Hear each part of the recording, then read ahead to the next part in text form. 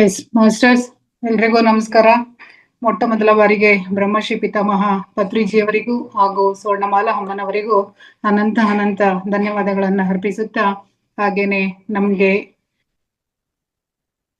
ನಮ್ಗೆ ಈ ಉನ್ನತ ಮಟ್ಟದ ವೇದಿಕೆಯನ್ನ ನಿರ್ಮಾಣ ಮಾಡಿಕೊಟ್ಟಿರ್ತಕ್ಕಂಥ ರಂಗನಾಥ್ ಸರ್ ಅವರಿಗೂ ಸಹ ಅನಂತ ಅನಂತ ಧನ್ಯವಾದಗಳನ್ನ ಅರ್ಪಿಸುತ್ತಾ, ಹಾಗೆ ನನ್ನ ತಂದೆ ತಾಯಿಗಳಿಗೂ ಕೃತಜ್ಞತೆಗಳನ್ನ ಅರ್ಪಿಸುತ್ತಾ, ಮಾಸ್ಟರ್ಸ್, ಈ ದಿನದ ಕಾರ್ಯಕ್ರಮವನ್ನ ನಾವು ಪ್ರಾರಂಭ ಮಾಡೋಣ. ದಿನಾಂಕ 23/3/2026 ಸೋಮವಾರ, 30ನೇ ಬ್ಯಾಚ್ನ 18ನೇ ದಿನ. ಈ ದಿನದ ಕಾರ್ಯಕ್ರಮ ನಾವು ಮೊದಲಿಗೆ ಧ್ಯಾನ ಕಾರ್ಯಕ್ರಮವನ್ನ ಪ್ರಾರಂಭ ಮಾಡೋಣ. ತದನಂತರ ಸ್ವಾಧ್ಯಾಯ ಇರುತ್ತೆ. ಈಗ ಮೊದಲಿಗೆ ನಾವು ಧ್ಯಾನ ಕಾರ್ಯಕ್ರಮವನ್ನ ಪ್ರಾರಂಭ ಮಾಡೋಣ ಮಾಸ್ಟರ್ಸ್. ಈ ದಿನ ನಮ್ಮ ವೇದಿಕೆಯ ಹಿರಿಯ ಮಾಸ್ಟರ್ ಆಗಿರ್ತಕ್ಕಂಥ ವೇದಾವತಿ ಮೇಡಮ್ ಅವರು ಧ್ಯಾನವನ್ನ 30 ನಿಮಿಷಗಳ ಕಾಲ, ಅಂದ್ರೆ ಮೌನ ಧ್ಯಾನ ಇರುತ್ತೆ, ಮೇಡಮ್ದು ಗೈಡೆಡ್ ಮೆಡಿಟೇಷನ್ ಇರುತ್ತೆ ಮಾಸ್ಟರ್ಸ್. ಈ ದಿನ ವೇದಾವತಿ ಮೇಡಮ್ ಅವರು ನಮಗೆಲ್ಲ ಧ್ಯಾನವನ್ನ ಮಾಡಿಸಲಿದ್ದಾರೆ. Yes ma'am, over to you ma'am. Welcome ma'am. Okay, ಧನ್ಯವಾದಗಳು ಲಕ್ಷ್ಮಿ ಮೇಡಮ್. ಗುರುಭ್ಯೋ ನಮಃ. ಎಲ್ಲ ಗುರುಗಳಿಗೂ ನಮ್ಮ ತಂದೆ ತಾಯಿಗೂ ನಮಸ್ಕರಿಸುತ್ತಾ ನಾನು ಈ ದಿನದ ಧ್ಯಾನವನ್ನು ಪ್ರಾರಂಭಿಸ್ತೇನೆ. ಮೊದಲನೇದಾಗಿ, ನಿನ್ನೆ ವಿಶ್ವ ಜಲ ದಿನ ಇತ್ತು. ಹಾಗಾಗಿ ಜಲದ ಬಗ್ಗೆ 2 ನಿಮಿಷ ಮಾತಾಡಿ ಮತ್ತೆ ನಾವು ಧ್ಯಾನಕ್ಕೆ ಹೋಗೋಣ. ಮಾಸ್ಟರ್, ನಿನ್ನೆ ಮಾರ್ಚ್ 22 ವಿಶ್ವ ಜಲ ದಿನವನ್ನು ಪ್ರತಿ ವರ್ಷ ಮಾರ್ಚ್ 22ರಂದು ಆಚರಿಸಲಾಗುತ್ತೆ. ಇದರ ಮುಖ್ಯ ಉದ್ದೇಶ ತಾಜಾ ನೀರಿನ ಮಹತ್ವವನ್ನು ತಿಳಿಸೋದು ಮತ್ತು ನೀರಿನ ಸಂಪನ್ಮೂಲಗಳನ್ನು ಸಂರಕ್ಷಿಸುವ ಬಗ್ಗೆ ಜಾಗೃತಿ ಮೂಡಿಸುವುದು.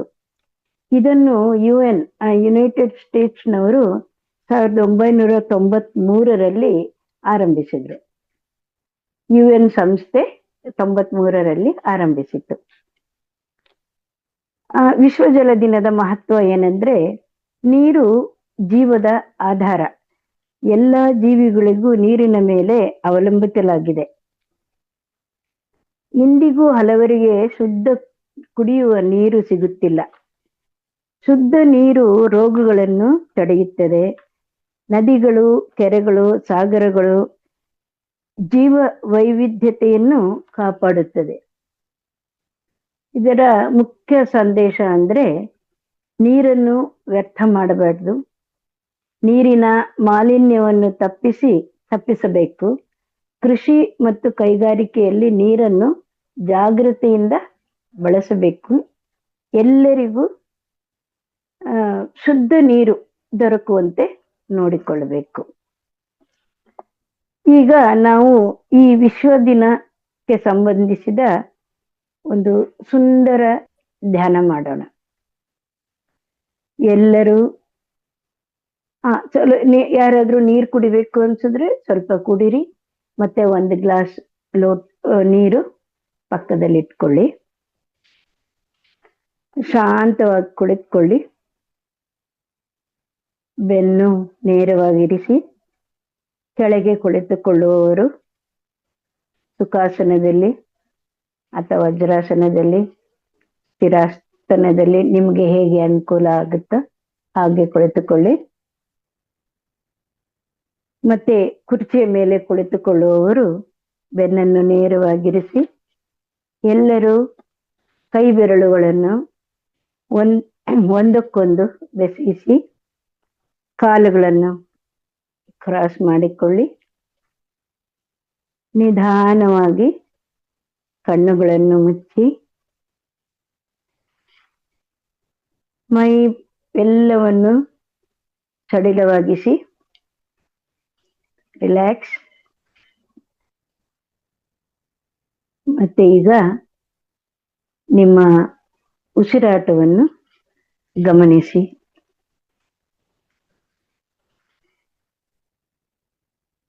ನಿಧಾನವಾಗಿ ಉಸಿರೆಳೆದುಕೊಳ್ಳಿ. ನಿಧಾನವಾಗಿ ಉಸಿರು ಬಿಡಿ. ಪ್ರತಿ ಉಸಿರಾಟದೊಂದಿಗೆ ನಿಮ್ಮ ಮನಸ್ಸು ಶಾಂತವಾಗುತ್ತಿದೆ ಎಂದು ಅನುಭವಿಸಿ. ಈಗ ನೀವು ನಿಮ್ಮ ಸ್ವಸ್ಥಳದಿಂದ ಹೊರಗಡೆ ಬರುತ್ತಿರುವಂತೆ ಊಹಿಸಿ.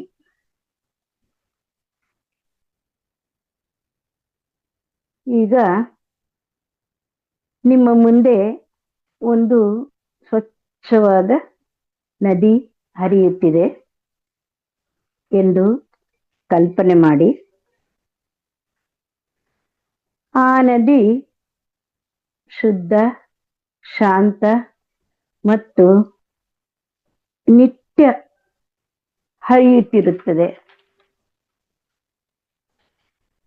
ಮನಸ್ಸನ್ನು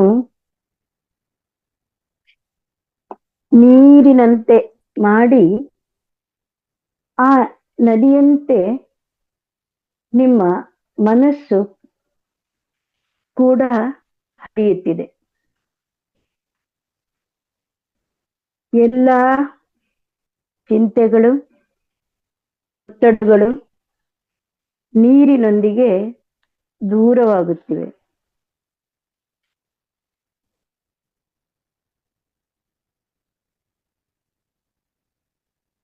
ನಿಮ್ಮ ಮನಸ್ಸು ಹಗುರವಾಗುತ್ತಿದೆ.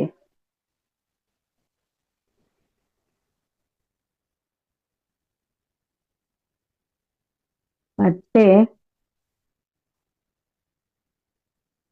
ಒಳಗಿನ ಶುದ್ಧತೆ ಅನುಭವಿಸಿ. ನೀರು ನಮ್ಮ ಮನಸ್ಸನ್ನು ಶುದ್ಧಗೊಳಿಸುತ್ತಿದೆ ಎಂದು ಭಾವಿಸಿ. ಪ್ರತಿ ಉಸಿರಾಟದೊಂದಿಗೆ ಶಾಂತಿ ನಿಮ್ಮೊಳಗೆ ತುಂಬುತ್ತಿದೆ.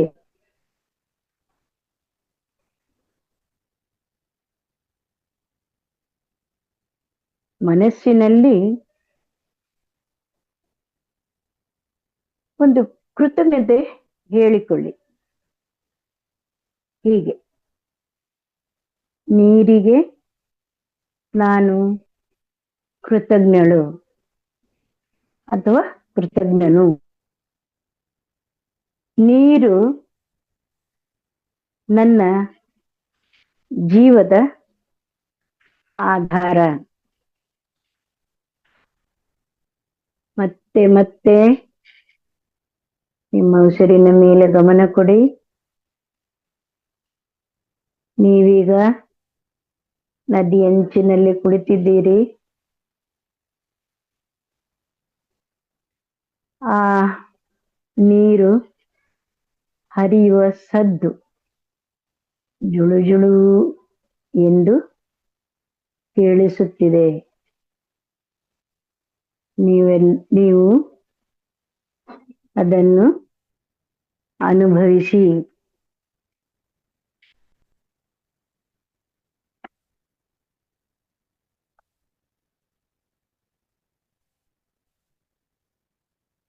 ಯಾವ ಮಂತ್ರ, ತಪ, ಜಪ ಏನು ಬೇಡ.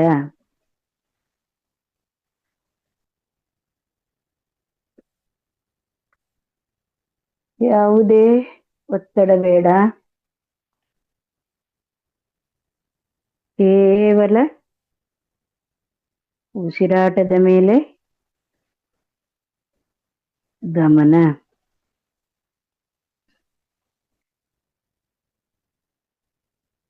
ನಿಮ್ಮ ಮನಸ್ಸಿನಲ್ಲಿ ಬರುವ ಆಲೋಚನೆಗಳನ್ನು ತಡೆಯಬೇಡಿ. ಅವುಗಳನ್ನು ಕೇವಲ ನೋಡಿ, ಗಮನಿಸಿ.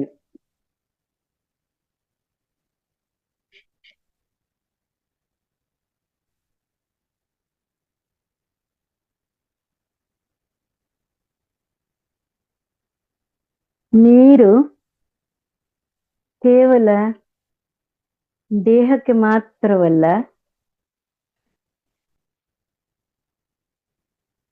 ಮನಸ್ಸಿಗೂ ಅದು ಮುದ ಕೊಡುತ್ತದೆ.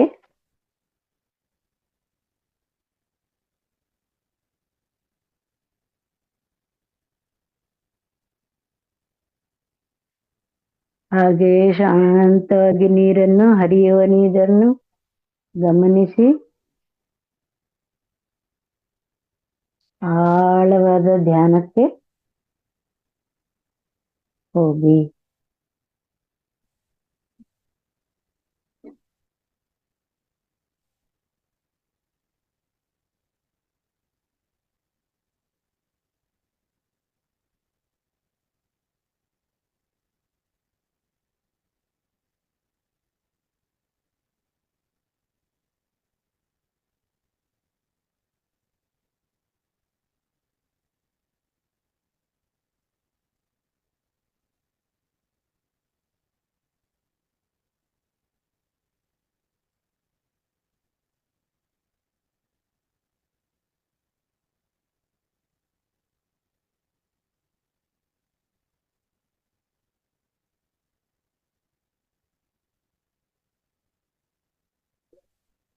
ಕಾವೇರಿ ತಾಯಿ ನಮ್ಮ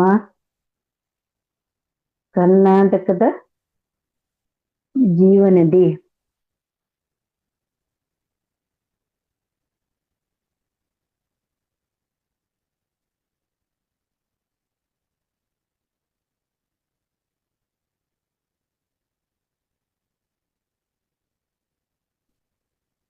ಎಲ್ಲ ನದಿಗಳ ನೀರನ್ನು, ನದಿಗಳ ಹೆಸರನ್ನು ನೆನಪಿಸಿಕೊಳ್ಳಿ. ಗಂಗೆ, ಯಮುನೆ, ಗೋದಾವರಿ, ಕಾವೇರಿ, ತುಂಗಭದ್ರೆ, ಹೀಗೆ ಹಲವಾರು ನದಿಗಳು.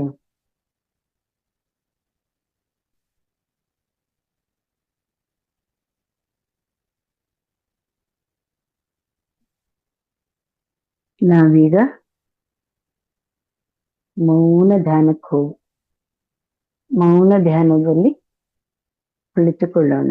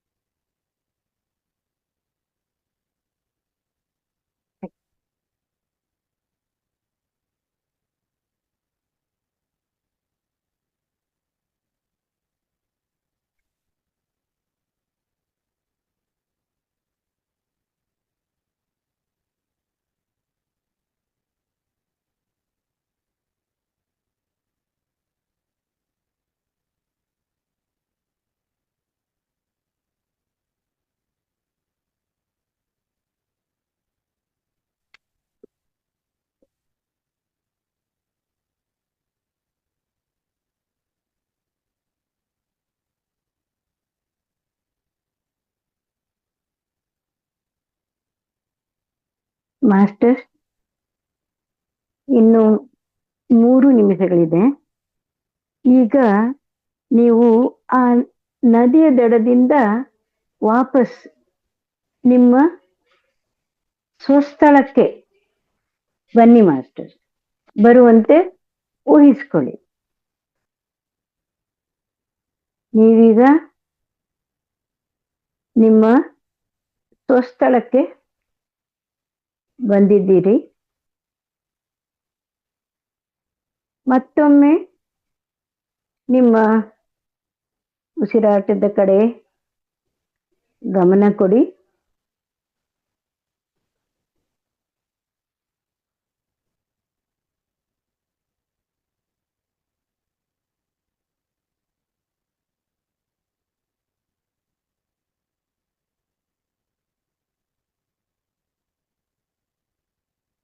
ನಿಮ್ಮ ಸಹಜ ಸ್ಥಿತಿಗೆ ಬನ್ನಿ.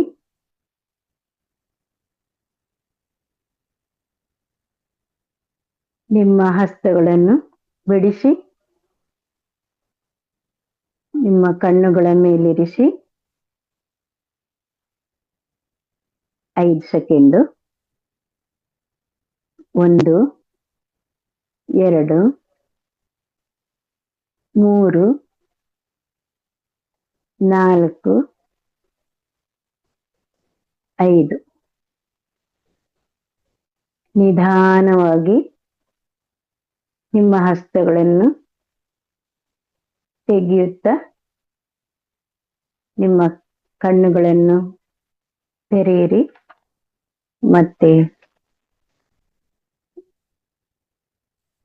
ಎಲ್ಲರಿಗೂ ಕೃತಜ್ಞತೆಗಳನ್ನು ಸಲ್ಲಿಸಿ, ಮುಖ್ಯವಾಗಿ ನೀರಿಗೆ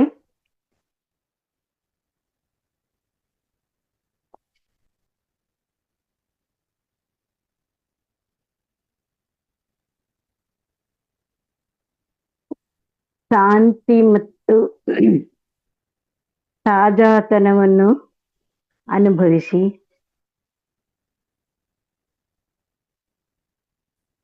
ನಿಮ್ಮ ಈ ಧ್ಯಾನಕ್ಕೆ ಸಹಕರಿಸಿದ ನಿಮ್ಮ ಅಂಗಾಂಗಗಳನ್ನು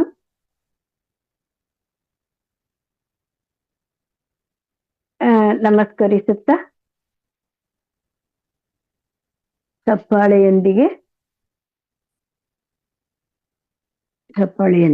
ಅಷ್ಟೇ ಮತ್ತೆ ಒಂದು ಮುಖ್ಯ ಸಂದೇಶ, ನೀರು ಹೊರಗಿನ ದೇಹವನ್ನು ಶುದ್ಧಗೊಳಿಸುವಂತೆ ಧ್ಯಾನ ಒಳಗಿನ ಮನಸ್ಸನ್ನು ಶುದ್ಧಗೊಳಿಸುತ್ತದೆ.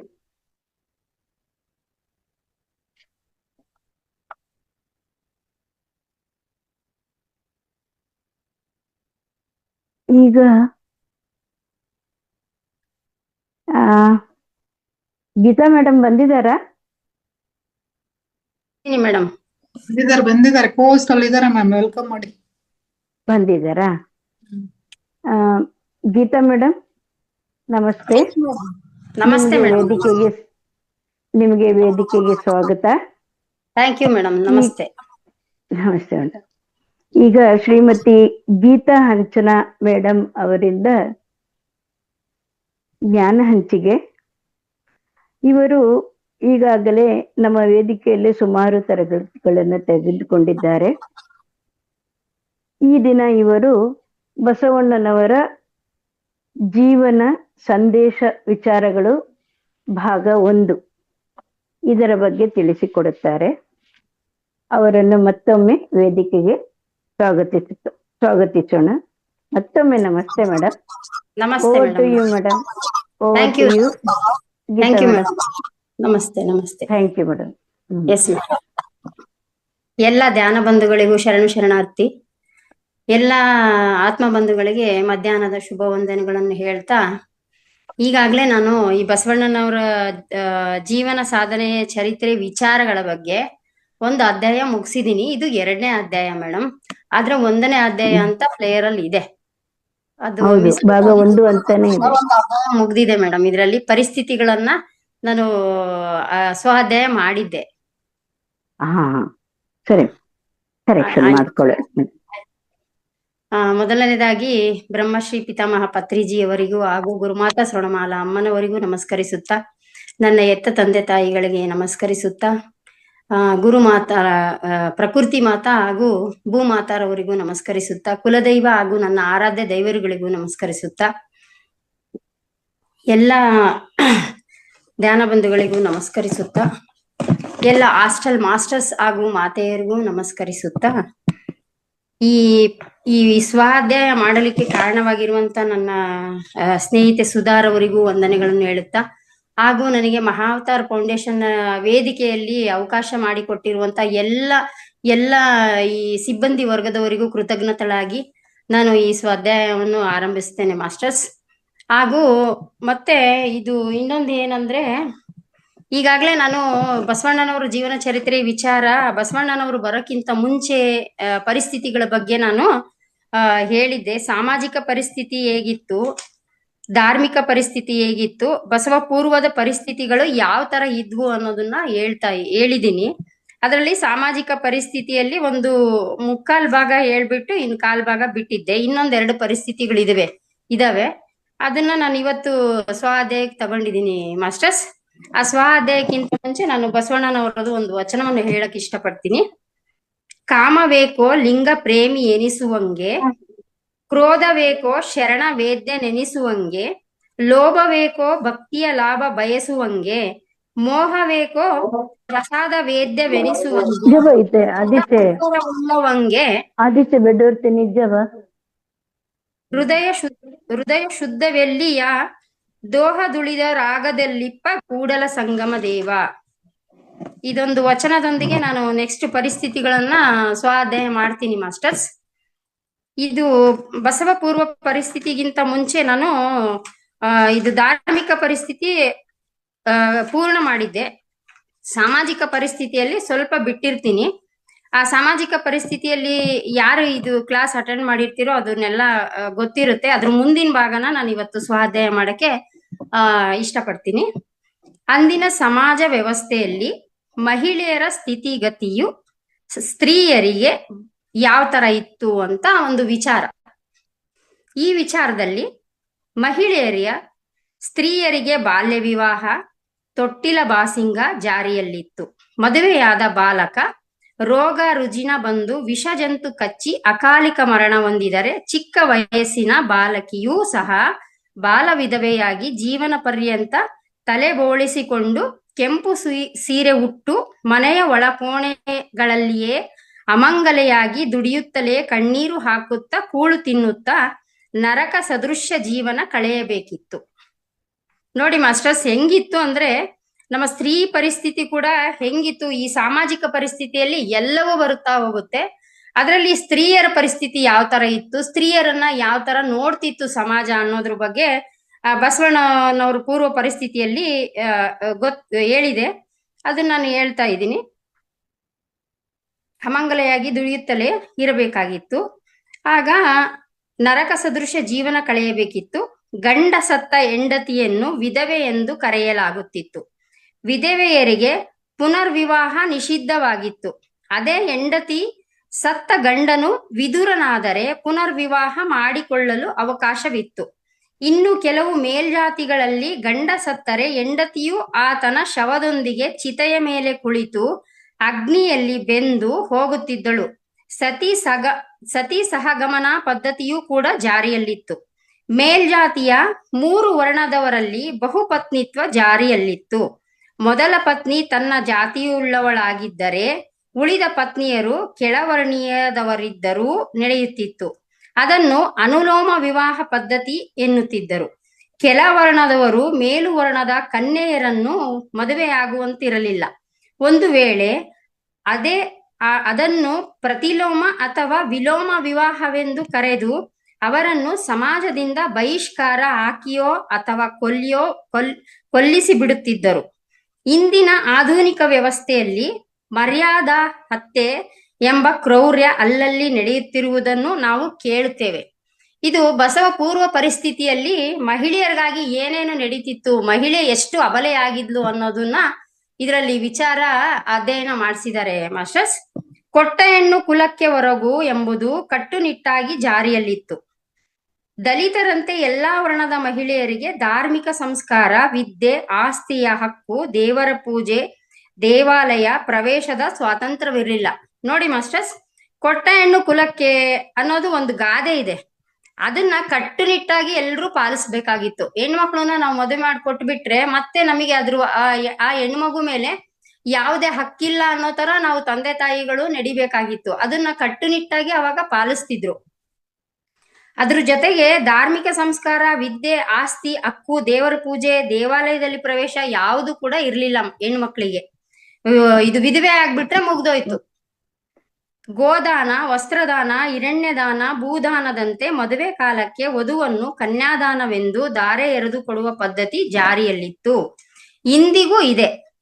ಸ್ತ್ರೀಯರು ಕೂಡ ಪುರುಷನ ಭೋಗ ವಸ್ತುವಾಗಿ, ಮಕ್ಕಳನ್ನು ಹೆರುವ ಯಂತ್ರವಾಗಿ, ಪತಿಯ ದಾಸಿಯಾಗಿ ಪರಿಗಣಿಸಲ್ಪಟ್ಟಿದ್ದರು. ನೋಡಿ ಮಾಸ್ಟರ್, ಸ್ತ್ರೀನ ಯಾವ ತರ ಉಪಯೋಗ ಅಂದ್ರೆ ಅವರು ಮನೆಯವರು ಸಂಸಾರ ಬೆಳಗಕ್ಕೋಸ್ಕರ ಲಕ್ಷ್ಮಿ ಅಂತ ಕರೆದ್ರೂ ಕೂಡ ಪುರುಷನಿಗೆ ಭೋಗ ವಸ್ತುವಾಗಿ, ಮಕ್ಕಳನ್ನು ಹೆರುವ ಯಂತ್ರವಾಗಿ ಅಷ್ಟನ್ನೇ ನೋಡ್ತಾ ಇದ್ರು. ದಲಿತ ಪಂಚಮ ವರ್ಣದ ಸುಂದರ ಕನ್ಯೆಯರನ್ನು ಮುತ್ತು ಕಟ್ಟಿಸಿ ದೇವದಾಸಿಯಾಗಿ ಮಾಡಿ ಅವಳನ್ನು ಬಸವಿ ಎಂದೋ ಪಾತ್ರದವಳೆಂದೋ ನರ್ತಕಿಯಾಗಿಸಿಯೋ ದೇವಾಲಯಗಳಲ್ಲಿ ರಂಗಭೋಗ, ಅಂಗಭೋಗ ನಡೆಸುತ್ತಿದ್ದರು. ಇದಕ್ಕೆ ಪ್ರಮುಖ ಕಾರಣವೆಂದರೆ ಆ ವಿದ್ಯೆ ಅವರನ್ನು ನಿರಂತರವಾಗಿ ವಿದ್ಯೆಯಿಂದ ವಂಚಿತರನ್ನಾಗಿ ಮಾಡಿ ಅವರ ಬಡತನ, ಅಸಹಾಯಕತೆಯನ್ನು ದುರುಪಯೋಗ ಪಡಿಸಿಕೊಳ್ಳುತ್ತಿದ್ದರು. ಮಾಸ್ಟರ್ಸ್, ದಲಿತ ಪಂಚಮ ವರ್ಣದಲ್ಲಿ ಏನಿತ್ತು ಅಂದ್ರೆ ಅದರಲ್ಲಿ ತುಂಬಾ ಸುಂದರವಾಗಿ ಯಾರು ಕನ್ಯೆಯರು ಹುಟ್ಟಿರ್ತಾರೋ ಅಂತ ಕನ್ಯೆಯರನ್ನ ಅವರಿಗೆ ಮದುವೆಗಿಂತ ಮುಂಚೆ, ಮದುವೆನೇ ಅನ್ನೋದಿಲ್ದಂಗೆ ಮುತ್ತು ಕಟ್ಟಿಸ್ಬಿಟ್ಟು ಆ ಮುತ್ತು ಕಟ್ಟಿಸಿ ಅದಕ್ಕೆ ದೇವದಾಸಿ ಅಂತ ಮಾಡಿ, ದೇವದಾಸಿ ಅಥವಾ ಬಸವಿ ಅಥವಾ ಇದು ನರ್ತಕಿ ಅಂತ ಹೆಸರಿಟ್ಬಿಟ್ಟು ಇವರನ್ನೆಲ್ಲ ದೇವಾಲಯಗಳಲ್ಲಿ ಒಂದು ಭೋಗದ ವಸ್ತು, ಅವ್ರದ್ದು ರಂಗಭೋಗ, ಅಂಗಭೋಗನೇ ನಡೆಸ್ತಾ ಇದ್ರು. ಇದಕ್ಕೆ ಪ್ರಮುಖ ಕಾರಣ ಅಂದ್ರೆ ಅವರಿಗೆ ವಿದ್ಯೆಯನ್ನ ಕೊಡ್ತಿರ್ಲಿಲ್ಲ. ಅವಿದ್ಯಾವಂತರನ್ನಾಗಿ ಮಾಡಿ ನಿರಂತರ ವಂಚಿತರನ್ನಾಗಿ, ವಿದ್ಯೆಯಿಂದ ವಂಚಿತರನ್ನಾಗಿ ಮಾಡಿ ಮತ್ತೆ ಅವ್ರ ಬಡತನನ ಅಸಹಾಯಕತೆಯಾಗಿ ದುರುಪಯೋಗ ಪಡಿಸ್ಕೊಳ್ತಿದ್ರು. ಅದಕ್ಕಾಗಿ ಇದು ನಡೀತಾ ಇತ್ತು. 4 ಆಶ್ರಮಗಳಲ್ಲಿ ಬ್ರಹ್ಮಚರ್ಯಾಶ್ರಮದ ವಿದ್ಯೆಯು ಮೇಲಿನ 3 ವರ್ಣದವರಿಗೆ ಮಾತ್ರ ಮೀಸಲಾಗಿದ್ದು, ಶೂದ್ರಾತಿ ಶೂದ್ರರು, ಸ್ತ್ರೀಯರು ವಿದ್ಯೆಯಿಂದ ವಂಚಿತರಾಗಿದ್ದರು. ಇವರು ಬಾಳಿನುದ್ದಕ್ಕೂ ದುಡಿಯುತ್ತಾ ಸೇವೆ ಮಾಡುತ್ತಲೇ ಸಾಯಬೇಕು. ಇನ್ನು ಸಂಸಾರಿ, ಕನಿಷ್ಠ ಸನ್ಯಾಸಿ, ಶ್ರೇಷ್ಠ ಎಂಬ ವಿಕೃತ ಪದ್ಧತಿಯು ಜಾರಿಯಲ್ಲಿತ್ತು. ಇವ್ರಿಗೆ ಯಾರಿಗೂ ಮದುವೆ ಅನ್ನೋದೇ ಇರ್ತಿರ್ಲಿಲ್ಲ ಮಾಸ್ಟರ್ಸ್. ಮದುವೆ ಮಾಡ್ಕೊಂಡ್ಬಿಟ್ರೆ ಇವ್ರು ಸಂಸಾರಿ ಆಗ್ತಾರೆ ಅಂತೇಳಿ ಇವ್ರು ಏನ್ ಇದನ್ ಮಾಡ್ತಾರೋ ಇದ್ರಲ್ಲೇ ಇವರಿಗೆ ಸನ್ಯಾಸತ್ವನು ಕೊಡ್ತಿದ್ರು. ವಿಕೃತ ಇದೊಂಥರ ಸನ್ಯಾಸ ಶ್ರೇಷ್ಠ ವಿಕೃತ ಪದ್ಧತಿನ ಇದು ಜಾರಿಯಲ್ಲಿ ಮಾಡಿದ್ರು. ಈ ಪದ್ಧತಿನೇ ಎಲ್ಲಾ ಸ್ತ್ರೀಯರು ಅವರು ಅನುಸರಿಸಬೇಕಾಗಿತ್ತು.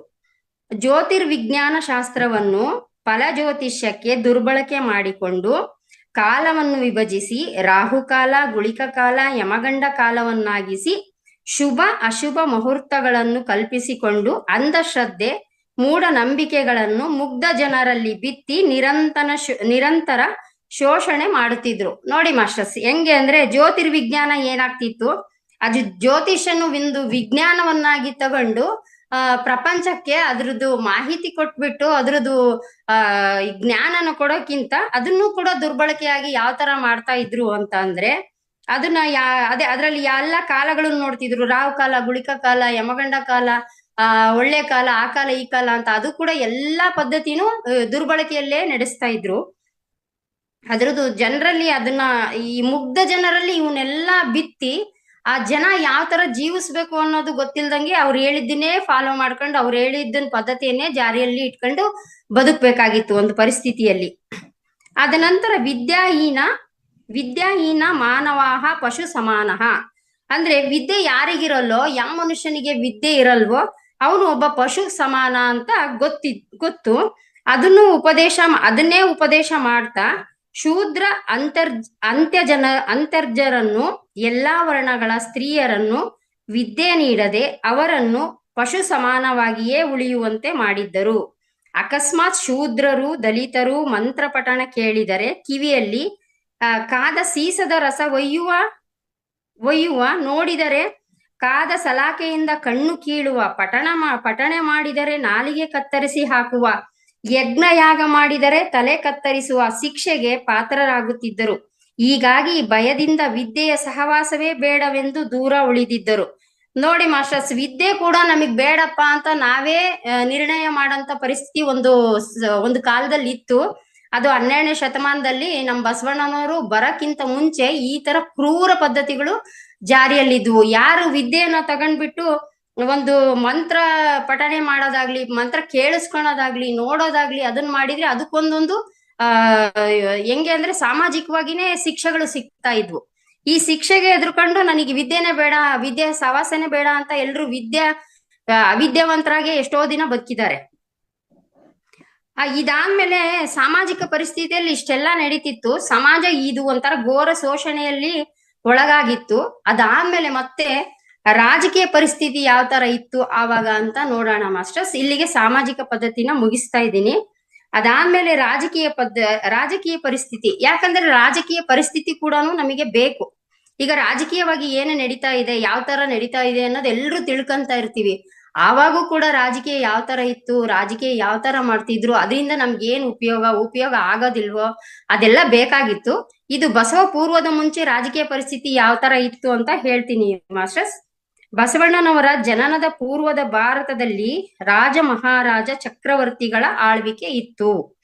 ಆಯಾ ರಾಜರ ಸಾಮ್ರಾಜ್ಯದಲ್ಲಿ ಮಾಂಡಲಿಕರು, ಪಾಳೆಯಗಾರರು, ಜಮೀನುದಾರರು ರಾಜ್ಯಭಾರ ಮಾಡುತ್ತಿದ್ದರು.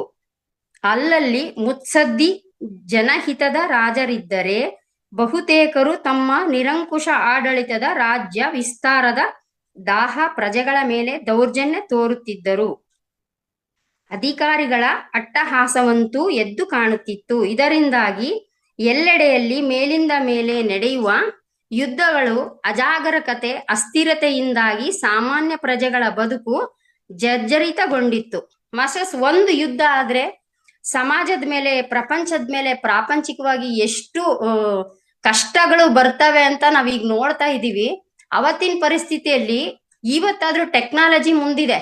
ಅವತ್ತು ಆ ಟೆಕ್ನಾಲಜಿ ಇಲ್ದಂಗೆ ಆ ಯುದ್ಧಗಳು ನಡೆದ್ರೆ ಎಷ್ಟು ಕಷ್ಟಗಳನ್ನ ಸಾಮಾಜಿಕ ಪರಿಸ್ಥಿತಿ, ರಾಜಕೀಯವಾಗಿಯೇ ನಾವು ಎದುರಿಸ್ಬೇಕಾಗಿತ್ತು ಅಂತ ಇಲ್ಲಿ ಹೇಳಿದ್ದಾರೆ. ಇದು ದೌರ್ಜನ್ಯದ ರೂಪದಲ್ಲೇ ಎಲ್ಲ ನಡೀತಿರುತ್ತೆ ಮಾಸ್ಟರ್ಸ್. ಕರ್ನಾಟಕವನ್ನೊಳಗೊಂಡು ಬಹುತೇಕ ದಕ್ಷಿಣ ಭಾರತವನ್ನು ಆಳಿದವರು ಬಾದಾಮಿಯ ಚಾಲುಕ್ಯರು. ಇವರು ಕ್ರಿಸ್ತಶಕ 480ರಿಂದ 753ರವರೆಗೆ ಆಡಳಿತ ನಡೆಸಿದ್ದರು. ಇವರನ್ನು ಸೋಲಿಸಿ ರಾಷ್ಟ್ರಕೂಟರು ಆಳಿದರು. ರಾಷ್ಟ್ರಕೂಟರ ಆಡಳಿತ ಕಾಲದಲ್ಲಿ ಚಾಲುಕ್ಯರು ಅವರ ಸಾಮಂತರಾಗಿ ಉಳಿದರು. ಮುಂದೆ ರಾಷ್ಟ್ರಕೂಟರ ದುರ್ಬಲ ರಾಜ ಕರ್ಕನನ್ನು ಸೋಲಿಸಿ ಚಾಲುಕ್ಯ ವಂಶದ ಇಮ್ಮಡಿ ತೈಲಿಪನು ಅಧಿಕಾರಕ್ಕೆ ಬಂದು ಮತ್ತೆ ಚಾಲುಕ್ಯ ಸಾಮ್ರಾಜ್ಯವನ್ನು ಮರಳಿ ಸ್ಥಾಪಿಸಿದನು. ರಾಷ್ಟ್ರಕೂಟರ ರಾಜಧಾನಿಯಾಗಿದ್ದ ಮಾನ್ಯಕೇಟದಿಂದಲೇ ರಾಜ್ಯವಾಳಿದ ಅನಂತರ ಇವನ ಮಗ ಇವರ ಬೆಂಡಂಗ ಸತ್ಯಾಶ್ರಯನು ರಾಜ್ಯಭಾರ ನಡೆಸಿದನು. ಈತನ ಆಶ್ರಯದಲ್ಲಿಯೇ ರನ್ನನು ಅಜಿತ ಪುರಾಸ ಭೀಮ ವಿಜಯ ಎಂಬ 2 ಮಹಾಕಾವ್ಯಗಳನ್ನು ರಚಿಸಿದ್ದನ್ನು ಕಾಣುತ್ತೇವೆ. ಆ ನಂತರ 5ನೆಯ ವಿಕ್ರಮಾದಿತ್ಯ, ಆ ನಂತರ ಇಮ್ಮಡಿ ಜಯಸಿಂಹ ಆಡಳಿತ ನಡೆಸಿದರು. ಈತನ ಕಾಲದಲ್ಲಿ ಚೋಳರೊಂದಿಗೆ ಯುದ್ಧ ನಡೆದು ರಾಜಧಾನಿ ಮಾನ್ಯಕೇಟ, ಈಗಿನ ಕಲಬುರಗಿ ಜಿಲ್ಲೆಯ ಮಳಖೇಡ ಹಾನಿಗೊಳಗಾಗಿದ್ದರಿಂದ ಜಯಸಿಂಹನು ತನ್ನ ರಾಜಧಾನಿ ಯಾದಗಿರಿಗೆ ಬದಲಿಸಿದನು. ಈತನ ಕಾಲದಲ್ಲಿ ದೇವರ ದಾಸಿಮಯ್ಯನೂ ಇದ್ದು ಜಯಸಿಂಹನ ರಾಣಿ ಸುಗ್ಗಲೆಯು ಈತನ ಶಿಷ್ಯಳಾಗಿದ್ದಳು. ಜಯಸಿಂಹನ ಮಗ ಒಂದನೇ ಸೋಮೇಶ್ವರನು ಚಕ್ರವರ್ತಿಯಾಗಿ ತನ್ನ ರಾಜಧಾನಿಯನ್ನು ಕಲ್ಯಾಣಕ್ಕೆ ಬದಲಾಯಿಸಿದ್ದರಿಂದ ಅಲ್ಲಿಂದ ಕಲ್ಯಾಣದ ಚಾಲುಕ್ಯರ ಆಡಳಿತ ಪ್ರಾರಂಭಗೊಂಡಿತು.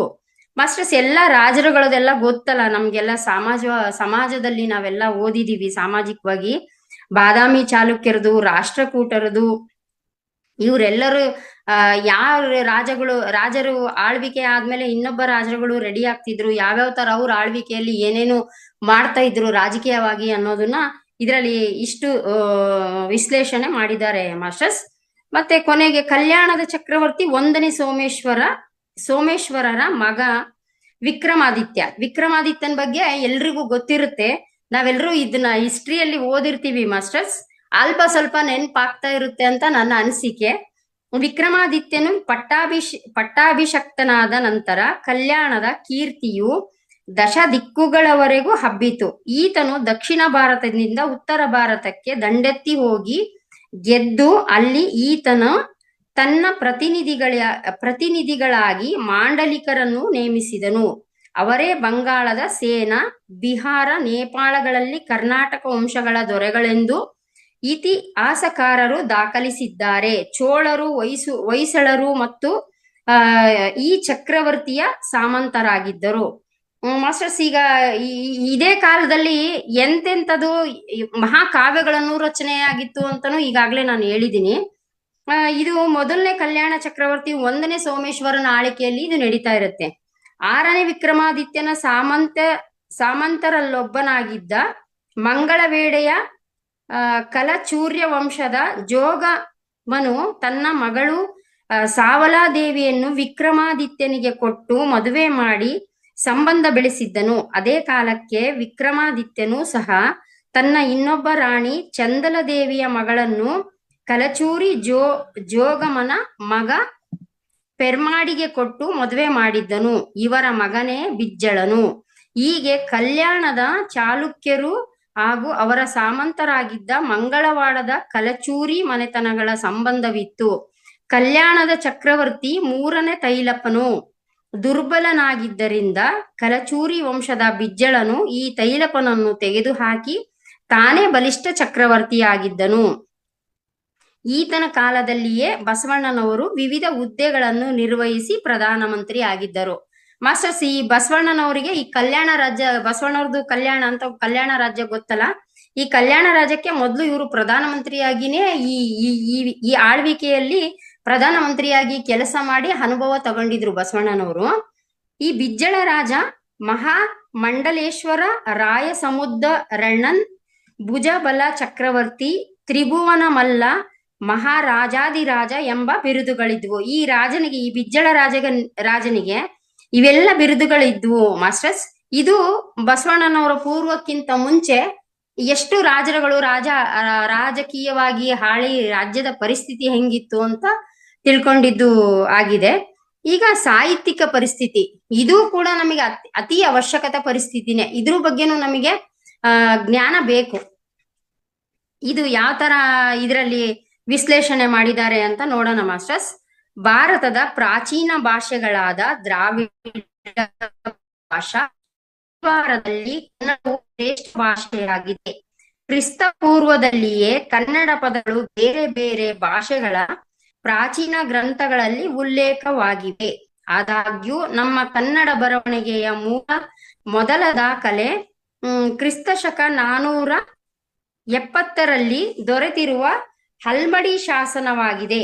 ಆನಂತರ ರಾಜ ಮಹಾರಾಜರ ಶೌರ್ಯ, ಸಾಹಸ, ವೀರರ ಗುಣವರ್ಣನೆಗಳ ಶಾಸನಗಳು ಕೂಡ ಕಂಡು ಬಂದಿವೆ. ರಾಷ್ಟ್ರಕೂಟರ ಅಮೋಘ ವರ್ಷ ನೃಪತುಂಗನ ಆಸ್ಥಾನ ಕವಿ ಶ್ರೀ ವಿಜಯನಿಂದ ರಚಿತವಾದ ಕವಿರಾಜ ಮಾರ್ಗ ಎಂಬ ಕೃತಿಯು ಕನ್ನಡ ಸಾಹಿತ್ಯದ ಆರಂಭ ಕಾಲದ ಕನ್ನಡ ಗ್ರಂಥವಾಗಿದೆ. ಇದರಲ್ಲಿ ಚಿತ್ತಾಣ ಮತ್ತು ಬೆಂದೆಡೆ ಎಂಬ ಕಾವ್ಯದ ರೂಪಗಳ ಪ್ರಸ್ತಾಪವಿದೆ. ಕನ್ನಡ ವಿಮಲೋದಯ, ನಾಗಾರ್ಜುನ, ಜಯಬಂಧು, ದುರ್ವಿನೀತ, ಕವೀಶ್ವರ, ಪಂಡಿತ ಚಂದ್ರ, ಲೋಕಪಾಲ ಮೊದಲಾದ ಪೂರ್ವದ ಕವಿಗಳ ಉಲ್ಲೇಖವಿದೆ. ರಾಷ್ಟ್ರಕೂಟ ಅರಸರ ರಾಜಾಶ್ರಯದಲ್ಲಿ, ಚಾಲುಕ್ಯ ಅರಸರ ರಾಜಾಶ್ರಯದಲ್ಲಿ ಕವಿಗಳು ಕೃತಿ ರಚನೆ ಮಾಡಿದರು. ಅವರಲ್ಲಿ ಪ್ರಮುಖರೆಂದರೆ ಆದಿಕವಿ ಪಂಪ, ಈತನ ಆದಿಪುರಾಣ ಹಾಗೂ ವಿಕ್ರಮಾರ್ಜುನ ವಿಜಯ ಪ್ರಮುಖ ಕೃತಿಗಳಾಗಿದ್ವು.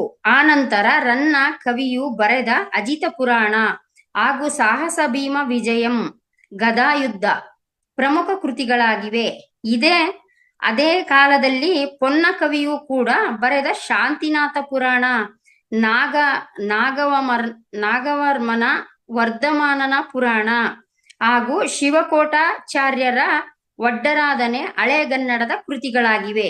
ಮಾಸ್ಟರ್ಸ್, ಈ ಸಾಹಿತ್ಯಿಕ ಪರಿಸ್ಥಿತಿಯಲ್ಲಿ ಎಲ್ಲ ಬರೀ ದೊಡ್ಡ ದೊಡ್ಡ ಗ್ರಂಥಗಳನ್ನ ರಚನೆ ಮಾಡಂತ ಕವಿಗಳ ಪರಿಚಯನೇ ಮಾಡಿದ್ದಾರೆ. ಇದರಲ್ಲಿ ಇದು ಬಸವ ಪೂರ್ವದ ಈ ಕಾವ್ಯಗಳು ಚಂಪು ಕಾವ್ಯಗಳೆಂದೇ ಕರೆಯಲ್ಪಟ್ಟಿವೆ. ಚಂಪು ಎಂದರೆ ಪದ್ಯ ಗದ್ಯಗಳ ಮಿಶ್ರಣ ಕಾವ್ಯ ಎನ್ನಬಹುದು. ಹಳೆಗನ್ನಡದಲ್ಲಿ ರಚಿತವಾಗಿದ್ದು ಸಂಸ್ಕೃತ ಭೂಯಿಷ್ಪವಾದ ಕಠಿಣಾತಿ ಕಠಿಣ ಪದಗಳಿಂದ ರಚಿತವಾಗಿವೆ. ಇವು ಅಂದಿನ ಕಾಲದ ವಿದ್ವಾಂಸರ ವಿದ್ವತ್ತಿನ ಮಹಾಕೃತಿಗಳಾಗಿದ್ದವು. ಜನಸಾಮಾನ್ಯರಿಗೆ ಇವು ಕಬ್ಬಿಣದ ಕಡಲೆಗಳಂತಾಗಿದ್ದವು. ಇವು ಕೇವಲ ರಾಜಮನ್ನಣೆಗೆ ಮಾತ್ರ ಮೀಸಲಾಗಿಯೇ ಉಳಿದವು. ಕನ್ನಡ ಸಾಹಿತ್ಯ ಸರಸ್ವತಿಯು ರಾಜ ಮಹಾರಾಜರೇ ರಾಜಸ್ಥಾನಕ್ಕೆ ಸೀಮಿತವಾಗಿ ಉಳಿದ ಕಾಲ ಅದಾಗಿತ್ತು. ನೋಡಿ ಮಾಸ್ಟರ್ಸ್, ಇದೆಲ್ಲ ಜನಸಾಮಾನ್ಯರಿಗೆ ಜಾಸ್ತಿ ಈ ಕಾವ್ಯಗಳು ಮುಟ್ಲೇ ಇಲ್ಲ, ಈ ಕಾವ್ಯಗಳ ಬಗ್ಗೆ ವಿಶ್ಲೇಷಣೆ ಕೊಟ್ಟೇ ಇಲ್ಲ. ಮತ್ತೆ ಜನಸಾಮಾನ್ಯರಿಗೆ ಅರ್ಥ ಮಾಡ್ಕೊಳಕ್ಕೆ ಆಗ್ಲಿಲ್ಲದಂತ ಪರಿಸ್ಥಿತಿ ಆವಾಗ ಸಾಹಿತ್ಯಿಕ ಪರಿಸ್ಥಿತಿ ಅದೇ ತರ ನಡೀತಾ ಇತ್ತು. ಇದಾದ್ಮೇಲೆ ಈ ಸಾಹಿತ್ಯಿಕ ಪರಿಸ್ಥಿತಿ ಆದ್ಮೇಲೆ ಒಂದಕ್ಕೊಂದು ಸಂಬಂಧ ಇರೋಂತ ಪರಿಸ್ಥಿತಿಗಳ ವಿಶ್ಲೇಷಣೆ ನಡೆದಿದೆ. ಈಗ ಸಾಂಸ್ಕೃತಿಕ ಪರಿಸ್ಥಿತಿ ಬಗ್ಗೆನೂ ಕೆಲವು ವಿಶ್ಲೇಷಣೆ ಮಾಡೋಣ ಮಾಸ್ಟರ್ಸ್. 12ನೇ ಶತಮಾನದ ಪೂರ್ವದಲ್ಲಿ ಭಾರತೀಯ ಸಂಸ್ಕೃತಿಯು ವರ್ಣಾಶ್ರಮ, ಸನಾತನ ಧರ್ಮದ ಸಮಾಜೋ ಧಾರ್ಮಿಕ ವಿಚಾರಗಳಿಂದ ಕೂಡಿತ್ತು. ಭಾರತದ ಅತಿ ಪ್ರಾಚೀನ ಸಂಸ್ಕೃತಿ ನಾಗರಿಕತೆಗಳು ಸಿಂಧೂ ನದಿಯ ದಡದ ಮೇಲೆ ಕ್ರಿಸ್ತ ಪೂರ್ವ 8,000 ವರ್ಷಗಳ ಹಿಂದೆಯೇ ವಿಕಾಸಗೊಂಡು 8,40,000 ಚದುರ ಮೈಲು ವಿಸ್ತಾರದಲ್ಲಿ ಹಬ್ಬಿದವು ಎಂದು ಇತಿಹಾಸಜ್ಞರು ಅಭಿಪ್ರಾಯ ಪಟ್ಟಿದ್ದಾರೆ. ಅದು ಅರ ಸಂಸ್ಕೃತಿಯಾದುದರಿಂದ ಹರಪ್ಪ ಮಹೆಂಜೋದಾರೋ ಎಂಬ ಹೆಸರು ಪಡೆದಿತ್ತು. ಆರ್ಯರ ಆಗಮನದಿಂದ ಅಲ್ಲಿದ್ದ ದ್ರಾವಿಡರಿಗೂ ಕೂಡ ಸಂಘರ್ಷ ನಡೆದು ದ್ರಾವಿಡರು ದಕ್ಷಿಣ ಭಾರತದತ್ತ ಬಂದು ನೆಲೆಸಿದರು. ಆ ನಂತರ ಆರ್ಯ ದ್ರಾವಿಡರ ಮಿಶ್ರ ಸಂಸ್ಕೃತಿ ಉದಯವಾಗಿ ಕಾಲಾಂತರದಲ್ಲಿ ಜೈನ ಬೌದ್ಧ ಧರ್ಮಗಳು ಉಗಮಗೊಂಡು ಅವರ ಸಂಸ್ಕೃತಿಗಳು ದಕ್ಷಿಣಕ್ಕೆ ಪ್ರವೇಶಿಸಿದವು. ಚಾತುರ್ವರ್ಣ ಧರ್ಮದ ಪ್ರಭಾವದಿಂದ ದೇವಾಲಯ ಸಂಸ್ಕೃತಿ, ಪುರೋಹಿತ ಶಾಹಿ ವ್ಯವಸ್ಥೆ ಬೆಳೆಯಿತು. ಸಾಹಿತ್ಯ ಸಂಸ್ಕೃತಿ, ಸಂಗೀತ, ಕಲೆ, ಉಪಾಸನೆಗಳು ಮೇಲುವರ್ಗ ವರ್ಣದವರಿಗೆ ಮಾತ್ರ ಸೀಮಿತವಾಗಿದ್ದವು. ಬಹುಸಂಖ್ಯಾತ ಕೆಳವರ್ಣದವರು ವಂಚಿತರಾಗಿದ್ದರು.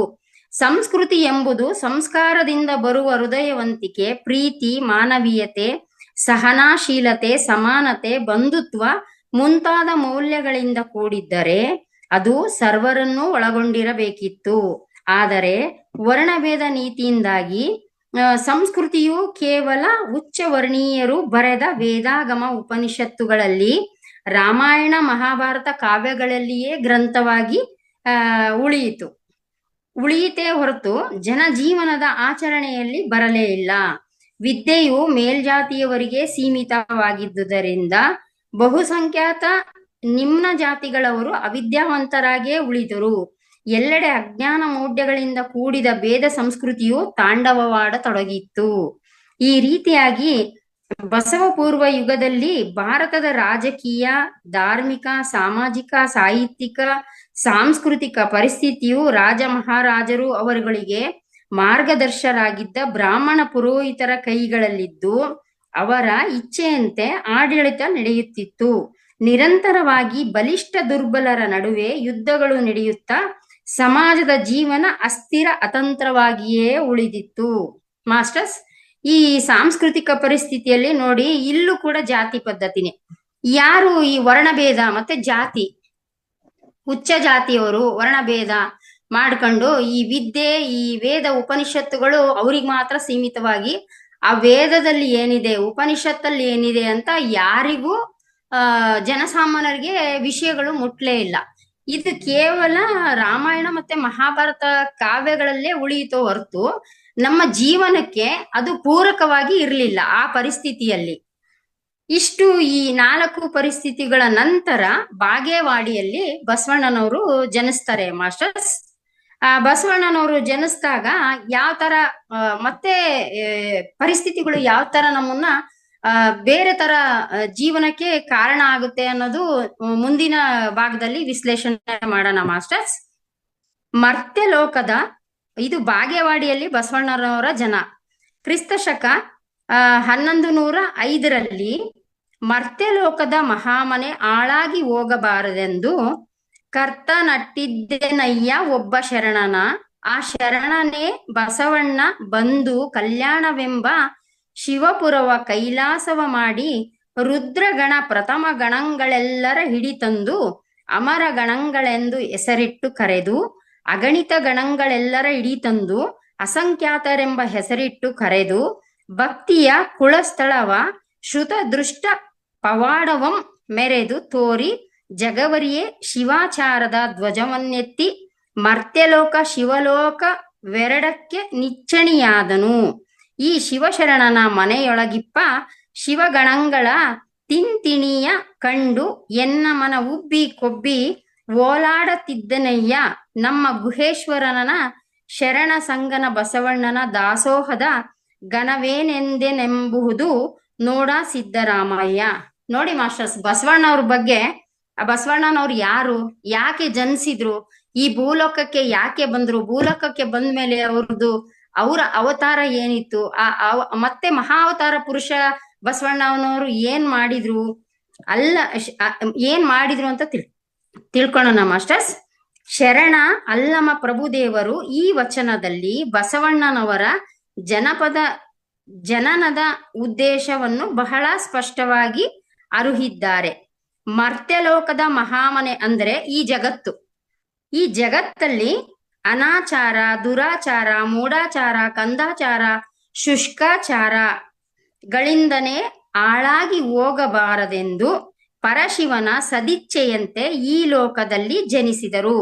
ಮರ್ತ್ಯಲೋಕದ ಮಾನವರ ಮನದ ಕತ್ತಲೆಯನ್ನು ಜ್ಞಾನ ಸೂರ್ಯನಾಗಿ ಕಳೆದರು. ಕತ್ತಲೆಯ ಪಾಳೆಯವ ರವಿಯೂ ಹೊಕ್ಕಂತೆ ಕಾರ್ತಿಕದ ಕತ್ತಲಲ್ಲಿ ಆಕಾಶ ದೀಪವಾಗಿ ಬಸವ ಭಾನುವಿನ ಉದಯವಾಯಿತು. ನೋಡಿ ಮಾಸ್ಟರ್ಸ್, ಬಸವಣ್ಣನವರದ್ದು ಜನನ ಹೆಂಗೆ ಆಯಿತು ಅಂತ ಈ ವಚನ ರೂಪದಲ್ಲಿ ಎಷ್ಟು ಚೆನ್ನಾಗಿ ವಿಶ್ಲೇಷಣೆ ಮಾಡಿದ್ದಾರೆ ಅಲ್ಲಮ ಪ್ರಭುದೇವರು ಅಂತ ಅಂದು ಈಗ ತಿಳ್ಕೊಂಡಿದ್ವಿ. ಏನು ಅಂದ್ರೆ ಇದು ಈ ವಚನದಲ್ಲಿ ಮರ್ತ್ಯಲೋಕ ಅಂದ್ರೆ ಇದೇ ಮಹಾಮನೆ. ಮರ್ತ್ಯಲೋಕ ಮಹಾಮನೆ ಅಂದ್ರೆ ಭೂಲೋಕ. ಈಗ ಹೆಂಗೆ ಮತ್ತೆ ನಾವೆಲ್ಲರೂ ಧ್ಯಾನಕ್ಕೆ ಬಂದ್ಬಿಟ್ಟು ಪತ್ರಿಸರು ಮೈತ್ರೇಯ ಬುದ್ಧ ಅಂತ ನಮಗೆ ಗೊತ್ತಾಗಿದೆ ಧ್ಯಾನಕ್ಕೆ ಬಂದ್ಮೇಲೆ. ಅವತ್ತು ಬಸವಣ್ಣನವರು ಯಾರು ಅಂತ 12ನೇ ಶತಮಾನದಲ್ಲಿ ಯಾರು ಜೀವಿಸಿರ್ತಾರೋ ಬಸವಣ್ಣನವರು ಯಾಕೆ ಬಂದಿದ್ದಾರೆ ಯಾರು ಅಂತ ಅವ್ರಿಗೆಲ್ಲ ಗೊತ್ತಾಗಿರುತ್ತೆ. ಈಗ ನಾವು ಪುಸ್ತಕ ರೂಪದಲ್ಲಿ ಜ್ಞಾನ ತಗಂತ ಇದೀವಿ. ಪತ್ರಿ ಸರ್ನ ನೋಡ್ದವ್ರು ಎಷ್ಟೋ ಜನ ಇದೀವಿ. ನಾನ್ ಕೂಡ ನೋಡಿಲ್ಲ ಪತ್ರಿ ಸರ್ನ. ಬಟ್ ಧ್ಯಾನಕ್ ಬಂದ್ಮೇಲೆ ಇಂಥ ಮಹಾಗುರುಗಳು ಒಬ್ರಿದ್ರು, ಇಂಥ ಸದ್ಗುರುಗಳಿದ್ರು, ನಾನು ಅವ್ರನ್ನ ನೋಡ್ಲಿಲ್ಲ ಅಂತ ತುಂಬಾ ಬೇಜಾರಾಯ್ತು. ನನ್ನ ಜೀವಿತಾವಧಿಯಲ್ಲಿ ನನಗೀಗ 50 ವರ್ಷ ನಡೀತಾ ಇದೆ. ಈ ಜೀವಿತಾವಧಿಯಲ್ಲಿ ನನಗೆ ಆ ಗುರುಗಳು ಯಾವಾಗೋ ಸಿಗ್ಬೋದಿತ್ತು. ಗುರುಗಳ ಸಾನ್ನಿಧ್ಯ ಸೇವೆ ಎಲ್ಲಾ ಮಾಡ್ಬೋದಿತ್ತು. ಆದ್ರೆ ನನಗೆ ಗುರುಗಳು ಹೋಗಕ್ಕಿಂತ ಒಂದ್ 20 ದಿವಸದ ಮುಂಚೆ ಧ್ಯಾನ ಸಿಕ್ಕಿದ್ದು ಮಾಸ್ಟರ್ಸ್. ಅವಾಗ ನನಗ್ ಗೊತ್ತಾಗಿದ್ದು ಈ ತರ ಗುರುಗಳು ಇದಾರ, ಒಬ್ರು ಇದ್ರ, ಇಷ್ಟೆಲ್ಲ ಜ್ಞಾನ ಇದೆಯಾ ಧ್ಯಾನದಲ್ಲಿ ಅಂತ ಗೊತ್ತಾಯ್ತು. ನಮ್ ಗುರುಗಳದ್ ಏನಂದ್ರೆ ಧ್ಯಾನದಿಂದ ಜ್ಞಾನ, ಜ್ಞಾನದಿಂದನೇ ಮುಕ್ತಿ ಅಂತ ನಮ್ಗೆಲ್ರಿಗೂ ಗೊತ್ತಿದೆ. ಅದೇ ತರ ಈಗ ನಮ್ ಪತ್ರಿ ಸರ್ ಏನ್ ಮಾಡ್ತಾ ಇದಾರೋ ಅದೇ ಕೆಲ್ಸಾನೇ ಬಸವಣ್ಣನವರು ಅವಾಗ ಒಂಥರ ಮಾಡಿದ್ರು. ವಚನ ರೂಪದಲ್ಲಿ, ಈ ಲಿಂಗ ಪೂಜೆ ರೂಪದಲ್ಲಿ ನೋಡಿ, ಎಲ್ಲರನ್ನು ಒಂದೇ ಕಡೆ ಹುಟ್ಟಾಕ್ತಿದ್ರು, ಎಲ್ರು ಒಂದೇ ಕಡೆ ಕರ್ಕೊಂಬರ್ತಿದ್ರು. ಅದ್ ಜ್ಞಾನ ಕೊಡೋಕೋಸ್ಕರನೇ ಕರ್ಕೊಂಬರ್ತಿದ್ರು. ಇಲ್ಲಿ ಅನಾಚಾರನೇ ನಡೀತಾ ಇದ್ರು. ಆ ಅನಾಚಾರ ಕಡಿಮೆ ಆಗ್ಬೇಕು. ಆ ಅನಾಚಾರ ಯಾವ ತರ ಕಡಿಮೆ ಆಗ್ಬೇಕು ಅಂದ್ರೆ ಇವರು ಎಲ್ರು ಶರಣರನ್ನಾಗಿ ಮಾಡ್ತಾ ಇದ್ರು ಬಸವಣ್ಣನವರು. ಈಗ ನಾವೆಲ್ರು ಏನ್ ಮಾಡ್ತಾ ಇದೀವಿ, ಪತ್ರಿ ಸರ್ದು ಇದು ಧ್ಯಾನ ಪ್ರಚಾರ ಮಾಡ್ತಾ ಇದೀವಿ. ಒಬ್ರಿಗೆ ಧ್ಯಾನದಲ್ಲಿ ಜ್ಞಾನ ಸಿಗ್ತಾ ಹೋಗಿ ಅದರಿಂದ ಮುಕ್ತಿ ಸಿಗ್ತಾ ಹೋದ್ರೆ ಅದನ್ನ ನಾವು ತಗೊಂಡು ನಮಗ್ ಸುಮ್ನಿರಕ್ ಆಗಲ್ಲ. ಪತ್ರಿ ಸಾರೇ ಕೆಲ್ಸ ಕೊಟ್ಟಿರ್ತಾರೆ, ಹೋಗು ಧ್ಯಾನ ಪ್ರಚಾರ ಮಾಡು, ಜ್ಞಾನವನ್ನ ಹಂಚಿಕೆ ಮಾಡು, ನಿನಗ್ ಏನ್ ಬೇಕೋ ಅದನ್ನ ನೀನು ಹೊರಗಡೆ ತೆಗಿ, ನಿನ್ನೊಳಗಡೆ ಇರೋ ಜ್ಞಾನನ ಯಾರಿಗ್ ಬೇಕಾದ್ರೂ ಏನನ್ನ ಹೇಳು ಅಂತ ಕಂಪ್ಲೀಟ್ ಆಗಿ ಸ್ವತಂತ್ರ ಕೊಟ್ಬಿಟ್ಟು ನಮ್ ಪತ್ರಿ ಸಾರು ಈ ಧ್ಯಾನದ ಮೂಲಕನೇ ಎಲ್ಲ ಪ್ರಚಾರ ಮಾಡ್ತಾ ಇದ್ದಾರೆ. ಈಗ ಧ್ಯಾನಕ್ ಬಂದಿರೋರ್ಗೆಲ್ರಿಗೂ ಈ ಜ್ಞಾನ ಸಿಗ್ತಾ ಇರೋದ್ರಿಂದ ಮತ್ತೆ ಇಲ್ಲಿ ನಡೆಯುವಂತ ಅನಾಚಾರ ಎಷ್ಟು ಕಡಿಮೆ ಆಗ್ತಾ ಇದೆ. ಈ ಭೂಲೋಕದಲ್ಲಿ ಏನ್ ನಡೀತಾ ಇದೆ, ಯಾಕೆ ನಡೀತಾ ಇದೆ, ಇದೆಲ್ಲ ಯಾರಿಗ್ ಬೇಕು, ಎಲ್ರಿಗೂ ಬೇಕಾ? ನಮ್ಮ ಜೀವನದ ಸಮಸ್ಯೆನೇ ನಮಗ್ ತಡೆಯಕ್ಕಾಗಲ್ಲ. ಅಂತದ್ರಲ್ಲಿ ಈ ಪ್ರಾಪಂಚಿಕವಾಗಿ ನಾವು ಹೋದ್ರೆ, ಸಾಮಾಜಿಕವಾಗಿ ಹೋದ್ರೆ, ರಾಜಕೀಯವಾಗಿ ಹೋದ್ರೆ ಯಾವ ಪರಿಸ್ಥಿತಿನೂ ಒಬ್ಬ ಮನುಷ್ಯನಿಗೆ ಎದುರ್ಸಕ್ಕಾಗಲ್ಲ ಮಾಸ್ಟರ್ಸ್ ಇವತ್ತಿನ ಪರಿಸ್ಥಿತಿಯಲ್ಲಿ. ಈ ಧ್ಯಾನಕ್ ಬಂದ್ರೆ ನಾವ್ ಎಲ್ಲವನ್ನು ಎದುರಿಸ್ತಿರ್ತೀವಿ. ಯಾವ ತರ ಅಂದ್ರೆ ನಮ್ಮೊಳಗೆ ನಾವು ಅಂತರ್ಮುಖಿಯಾಗಿ ನಮ್ಗೆ ಇದು ಬೇಕು ಆದ್ರೂನು ಬೇಡವಾಗಿರುತ್ತೆ. ಅಟ್ಯಾಚ್ಮೆಂಟ್ ಡಿಟ್ಯಾಚ್ಮೆಂಟ್ ಅಂದ್ರೆ ನಾವು ಅದನ್ನ ಬೇಕು ಅಂದ್ರೂನು ಬೇಕಾ ನೋಡ್ತೀವಿ, ಬೇಡ ಬಿಟ್ಟಾಕ್ತಿವಿ. ಈ ತರ ನಾವೇ ರೆಡಿ ಆಗಿರ್ತೀವಿ ಧ್ಯಾನ ಮಾಡ್ತಾ ಮಾಡ್ತಾ, ಜ್ಞಾನ ಪಡಿತಾ. ಅವತ್ತು ಕೂಡ ಬಸವಣ್ಣವ್ರು ಮಾಡಿರೋದು ಅದೇ ಕೆಲಸ ಮಾಸ್ಟರ್ಸ್. ಇದು ಬಸವಣ್ಣನವರು ಯಾವ ತರ ಅಂದ್ರೆ ಅದೇ ಕಾರ್ತಿಕದ ಕತ್ತಲಲ್ಲಿ ಆಕಾಶ ದೀಪವಾಗಿ ಬಸವ ಬಾನು ಮತ್ತೆ ಪ್ರಪಂಚಕ್ಕೆ ಒಂದು ಬೆಳಕು. ಈ ಪತ್ರಿ ಸರ್ ಕೂಡ ಹಂಗೆ, ಪತ್ರಿ ಸರ್ದು ಜನನ ಕೂಡ ಹಂಗೆ. ಮತ್ತೆ ಬುದ್ಧನೇ ಮೈತ್ರೇಯ ಬುದ್ಧನಾಗಿ ಬಂದು ಶಾಂತಿ ಸಂಕೇತವಾಗಿ ಎಲ್ರಿಗೂ ಧ್ಯಾನ, ಇಡೀ ಪ್ರಪಂಚ ಧ್ಯಾನಮಯವಾಗ್ಬೇಕು, ಇಡೀ ಪ್ರಪಂಚ ಧ್ಯಾನ ಮಾಡ್ಬೇಕು, ಎಲ್ಲಾ ಧ್ಯಾನ ಜಗತ್ತಾಗ್ಬೇಕು, ಆಮೇಲೆ ಇದು ಸಸ್ಯಾಹಾರ ಜಗತ್ತಾಗ್ಬೇಕು, ಪಿರಮಿಡ್ ಇಂದು ಶಕ್ತಿ ತಿಳ್ಕೊಂಡು ಪಿರಮಿಡ್ ಜಗತ್ತಾಗ್ಬೇಕು ಅಂತ ಎಷ್ಟು ಹೆಚ್ಚು ಕಡಿಮೆ 30-40 ವರ್ಷ ಅವ್ರೊಬ್ರೇ ಶ್ರಮ ವಹಿಸಿ ಎಷ್ಟು ಜನನ್ನ ಈಗ ಧ್ಯಾನಕ್ಕೆ ಕರ್ಕೊಂಡ್ ಬಂದಿದ್ದಾರೆ ಮಾಸ್ಟರ್ಸ್. ಎಲ್ಲಾ ಮಾಸ್ಟರ್ಸ್ಗಳು ನಾವೆಲ್ಲ ಎಲ್ಲಿಂದ ಬಂದಿದೀವಿ ಅಂತ ಈಗ ನಮಗೆ ಆಶ್ಚರ್ಯ ಆಗುತ್ತೆ. ಇದು ಒಂದ್ ದಿವಸದ ಜ್ಞಾನ ಅಲ್ಲ, ಮಾಡ್ತಾ ಮಾಡ್ತಾ ಎಲ್ಲಾ ಜ್ಞಾನನೂ ನಮ್ಗೆ ಸಿಗ್ತಾ ಹೋದಾಗ ಇದು ಈ ಪ್ರಪಂಚನೇ ಬೇರೆ ಅಲ್ಲ, ಈ ಪ್ರಪಂಚ ಎಲ್ಲಿತ್ತು, ನಮಗೋಸ್ಕರ ಇತ್ತೇನೋ ಅಂತ ನಮಗೆ ಆಶ್ಚರ್ಯ ಆಗುತ್ತೆ ಮಾಸ್ಟರ್ಸ್. ಅದೇ ತರ ಈಗ ಅವಾಗ ಬಸವಣ್ಣನವ್ರ ಜನನ ಆಗಿತ್ತು, ಈಗ ಪತ್ರಿ ಸಾರು ಅದೇ ಕೆಲಸ ಮಾಡ್ತಾ ಇದ್ದಾರೆ. ಒನ್ನೆಸ್ಸೆ ಇಬ್ರದು. ಅವರು ಕೂಡ ಎಲ್ಲಾ ಅನಾಚಾರ ನಡಿಬಾರ್ದು, ಎಲ್ರೂ ಒಂದ್ ಕಡೆ ಸೇರ್ಬೇಕು, ಎಲ್ಲಾ ಜಾತಿನೂ ಒಂದೇ, ಎಲ್ಲಾ ರೀತಿನೂ ಒಂದೇ, ಆಚಾರ ವಿಚಾರಗಳೆಲ್ಲ ಒಂದೇ, ಎಲ್ಲವನ್ನೂ ಒಂದಾಗಸಕ್ಕೆ ನೋಡಿದ್ದಾರೆ ಮಾಸ್ಟರ್ಸ್. ಈಗ ಪತ್ರಿ ಸಾರು ಅದೇ ಧ್ಯಾನ ಮಾರ್ಗ ಅಷ್ಟೇ, ಮಾರ್ಗದಿಂದ ನಾವು ಬರ್ತಾ ಇದೀವಿ, ಎಲ್ರು ಒಂದೇ ಮಾರ್ಗದಲ್ಲಿ ಇದೀವಿ, ಒಂದೇ ಯೋಚನೆ ಮಾಡ್ತಾ ಇದೀವಿ, ಒಂದೇ ತರ ಇರ್ಬೇಕು ಅಂತ ಇಷ್ಟ ಪಡ್ತಾ ಇದೀವಿ, ಇದನ್ನೆಲ್ಲ ಕಲಿತಾ ಇದೀವಿ ಈಗ ನಾವು. ಆವಾಗ ಬಸವಣ್ಣನವರು ಯಾವ್ಯಾವ ತರ ಎಲ್ರಿಗೂ ಕಲಿಸ್ತಾ ಹೋಗ್ತಾರ ಅದನ್ನೊಂದ್ ಸ್ವಲ್ಪ ನೋಡೋಣ ಮಾಸ್ಟರ್ಸ್. ಇಂಗಳೇಶ್ವರ ಬಾಗೇವಾಡಿಯ ಪರಿಸರ ಯಾವ ತರ ಇತ್ತು 12ನೇ ಶತಮಾನದಲ್ಲಿ? ಭಾರತದ ದಕ್ಷಿಣ ಭಾಗದಲ್ಲಿ ಕಲ್ಯಾಣವನ್ನು ರಾಜಧಾನಿಯನ್ನಾಗಿಸಿಕೊಂಡು ಚಾಲುಕ್ಯ ಚಕ್ರವರ್ತಿಗಳು ಆಳುತ್ತಿದ್ದರು. ಈ ಚಾಲುಕ್ಯ ಸಾಮ್ರಾಜ್ಯದ ಮಾಂಡಲಿಕ ರಾಜರಲ್ಲಿ ಮಂಗಳವಾಡಿಯ ಕುಲಚೂರ್ಯ ವಂಶದ ಜೋಗಮ ಪೇರ್ಮಾಡಿ ಆಳುತ್ತಿದ್ದರು. ತರ್ದೇವಾಡಿ ಸಾಸಿರ ಎಂಬ ಪ್ರದೇಶವು ಸೊಲ್ಲಾಪುರ ಜಿಲ್ಲೆಯ ದಕ್ಷಿಣ ಭಾಗ ಮತ್ತು ಬಿಜಾಪುರ ಜಿಲ್ಲೆಯ ಉತ್ತರ ಭಾಗವನ್ನೊಳಗೊಂಡ ಭಾಗವು ಮಂಗಳವಾಡಿಯ ಕಲಚೂರಿ ಮಾಂಡಲಿಕ ಆಡಳಿತಕ್ಕೆ ಒಳಪಟ್ಟಿತು. ತರ್ದೇವಾಡಿ ಪ್ರಾಂತದ ಪ್ರಮುಖ ಪಟ್ಟಣ ಇಂಗಳೇಶ್ವರ ಬಾಗೇವಾಡಿಯಾಗಿತ್ತು. ಈ ಇಂಗಳೇಶ್ವರ ಬಾಗೇವಾಡಿಯಲ್ಲಿಯೇ ಬಸವಣ್ಣನವರ ಜನನ ಆಗಿತ್ತು ಮಾಸ್ಟರ್ಸ್. ಈ ಬಾಗೇವಾಡಿ ಅಗ್ರಹಾರ ಅಂದು ಬಾಗೇವಾಡಿಯು ಬ್ರಾಹ್ಮಣರ ಪ್ರಮುಖ ಅಗ್ರಹಾರವಾಗಿತ್ತಂತೆ. ಈ ಅಗ್ರಹಾರದ ಅಧಿಪತಿ ಮಂಡಗೆಯ ಮಾದರಸ. ಈತನು ಅಗ್ರಹಾರದ ಬ್ರಾಹ್ಮಣರಿಗೆಲ್ಲ ಅಗ್ರೇಸರ ಅಂದರೆ ನಾಯಕನಾಗಿದ್ದನು. ಈ ಮಾದರಸನ ಪತ್ನಿ ಮಾದಲಾಂಬೆ. ಇವಳ ತವರು ಮನೆ ಇಂಗಳೇಶ್ವರವಾಗಿತ್ತು. ಈ ಮಾದರಸ ಹಾಗೂ ಮಾದಲಾಂಬಿಕೆಯರು ಸಂಖ್ಯಾಯನ ಗೋತ್ರದ ಕಮ್ಮೆ ಕುಲದ ಶೈವ ಬ್ರಾಹ್ಮಣರು. ಸ್ವತಃ ಮಾದರಸನು ಶೈವಗಾಮಾಚಾರ್ಯ ಎಂಬ ಬಿರುದು ಹೊಂದಿದ್ದ ವಿಪ್ರೋತ್ತಮನಾಗಿದ್ದನು. ಈ ಬ್ರಾಹ್ಮಣ ದಂಪತಿಗಳಿಗೆ ದೇವರಸನೆಂಬ ಹಿರಿಯ ಮಗ ಹಾಗೂ ನಾಗಲಾಂಬಿಕೆ ಎಂಬ ಹೆಸರಿನ ಮಗಳು ಇದ್ದರು. ಮಗಳು ಜನಿಸಿದ ನಂತರ ಬಹುಕಾಲ ಮಕ್ಕಳಾಗಲಿಲ್ಲ. ಮುಂದೆ ಮಾದಲಾಂಬಿಕೆಗೆ ಜನಿಸಿದ ಗಂಡು ಮಗುವೆ ಬಸವರಸ ಎಂದು ನಾಮಕರಣ ಮಾಡಿದರು. ಅವರೇ ಈ ವಿಶ್ವಗುರು ಬಸವಣ್ಣನವರಾಗಿದ್ರು. ಬಸವಣ್ಣನವರು ಜನಿಸಿದ್ದು ಕ್ರಿಸ್ತಶಕ 1108ರಲ್ಲಿ ಅಕ್ಷಯ ತೃತೀಯದಂದು ಇಂಗಳೇಶ್ವರದ ತಾಯಿಯ ಮನೆಯಲ್ಲಿ. ಕೆಲವು ವಿದ್ವಾಂಸರು ಕ್ರಿಸ್ತಶಕ 1131ನೇ ವೈಶಾಖ ಶುದ್ಧ ಅಕ್ಷಯ ತೃತೀಯ ರೋಹಿಣಿ ನಕ್ಷತ್ರವೆಂದು ಸಾಂಪ್ರದಾಯಿಕವಾಗಿ ನಂಬಿದ್ದಾರೆ. ಖ್ಯಾತ ಇತಿಹಾಸ ತಜ್ಞ ಡಾಕ್ಟರ್ ಪಾಂಡುರಂಗ ದೇಸಾಯಿ ಅವರು ಕ್ರಿಸ್ತಶಕ 1108 ಎಂದು ದಾಖಲೆ ಸಹಿತ ನಿರ್ಧರಿಸಿದ್ದಾರೆ. ಈಗೇನ್ ನಾವು ಅಕ್ಷಯ ತೃತೀಯದ ದಿನ ಬಸವನ್ ಜಯಂತಿ ಅಂತ ಮಾಡ್ತೀವಲ್ಲ ಮಾಸ್ಟರ್ಸ್, ಅದು ಯಾವತ್ತು ಅಂತ ನಿರ್ಧಾರ ಕೆಲವರು ಒಂದೊಂದು ನಿರ್ಧಾರ ಮಾಡಿದ್ದಾರೆ. ಇಂಗಳೇಶ್ವರ ಬಾಗೇವಾಡಿಯ ಬ್ರಾಹ್ಮಣ ಅಗ್ರಹಾರದಲ್ಲಿ ಜನಿಸಿದ ಬಾಲಕ ಬಸವಣ್ಣ ಬಾಲ್ಯದಲ್ಲಿಯೇ ಅನೇಕ ಪಂಡಿತರ ವಿದ್ವಾಂಸರ ಚರ್ಚೆ ವಾದ ಪ್ರತಿವಾದಗಳನ್ನು ಆಲಿಸುತ್ತಾ ಬೆಳೆದವನು. ಅಕ್ಕ ನಾಗಮ್ಮಳ ಪ್ರೀತಿಯ ತಮ್ಮನಾಗಿ ತನ್ನ ಚುರುಕು ಬುದ್ಧಿಯನ್ನು ಬೆಳೆಸಿಕೊಂಡವನು. ಮಗು ಜನನವಾದಾಗ ಮನೆತನದ ಗುರುಗಳಾಗಿದ್ದ ಕಪ್ಪಡಿ ಸಂಗಮರು, ಈಶಾನ್ಯ ಗುರುಗಳು, ಸಂಗಮೇಶ್ವರ ಗುರುಗಳು ಆಗಮಿಸಿ ಹಣೆಗೆ ಭಸ್ಮ ಧರಿಸಿ ಕಿವಿಯಲ್ಲಿ ಶಿವಮಂತ್ರ ಉಸುರಿ ಆಶೀರ್ವಾದ ಮಾಡಿ ಹೋಗಿದ್ದರು. ಶೈವ ಬ್ರಾಹ್ಮಣ ಮನೆತನವಾದ್ದರಿಂದ ಬಾಲ್ಯದಲ್ಲಿಯೂ ಶಿವಭಕ್ತಿಯನ್ನು ಅಂಗವಿಸಿಕೊಂಡು ಬಸವಣ್ಣನವರು ಬೆಳೆದವರಾಗಿದ್ರು. ಬಸವಣ್ಣನವರ ಜನನ ಕಾಲದ ಪ್ರಸಂಗವನ್ನು ಒಂದ್ ಸ್ವಲ್ಪ ನೋಡೋಣ ಮಾಸ್ಟರ್ಸ್. ಬಸವಣ್ಣನವರು ಜನನ ಕಾಲದ ಅವಿಸ್ಮರಣೀಯ ಘಟನೆಯೊಂದನ್ನು ಹೀಗೆ ಹೇಳುತ್ತಾರೆ. ಮಾದಲಾಂಬಿಕೆಯು ತವರು ಮನೆ ಇಂಗಳೇಶ್ವರಕ್ಕೆ ಹೆರಿಗೆಗಾಗಿ ಹೋಗಿದ್ದಳು.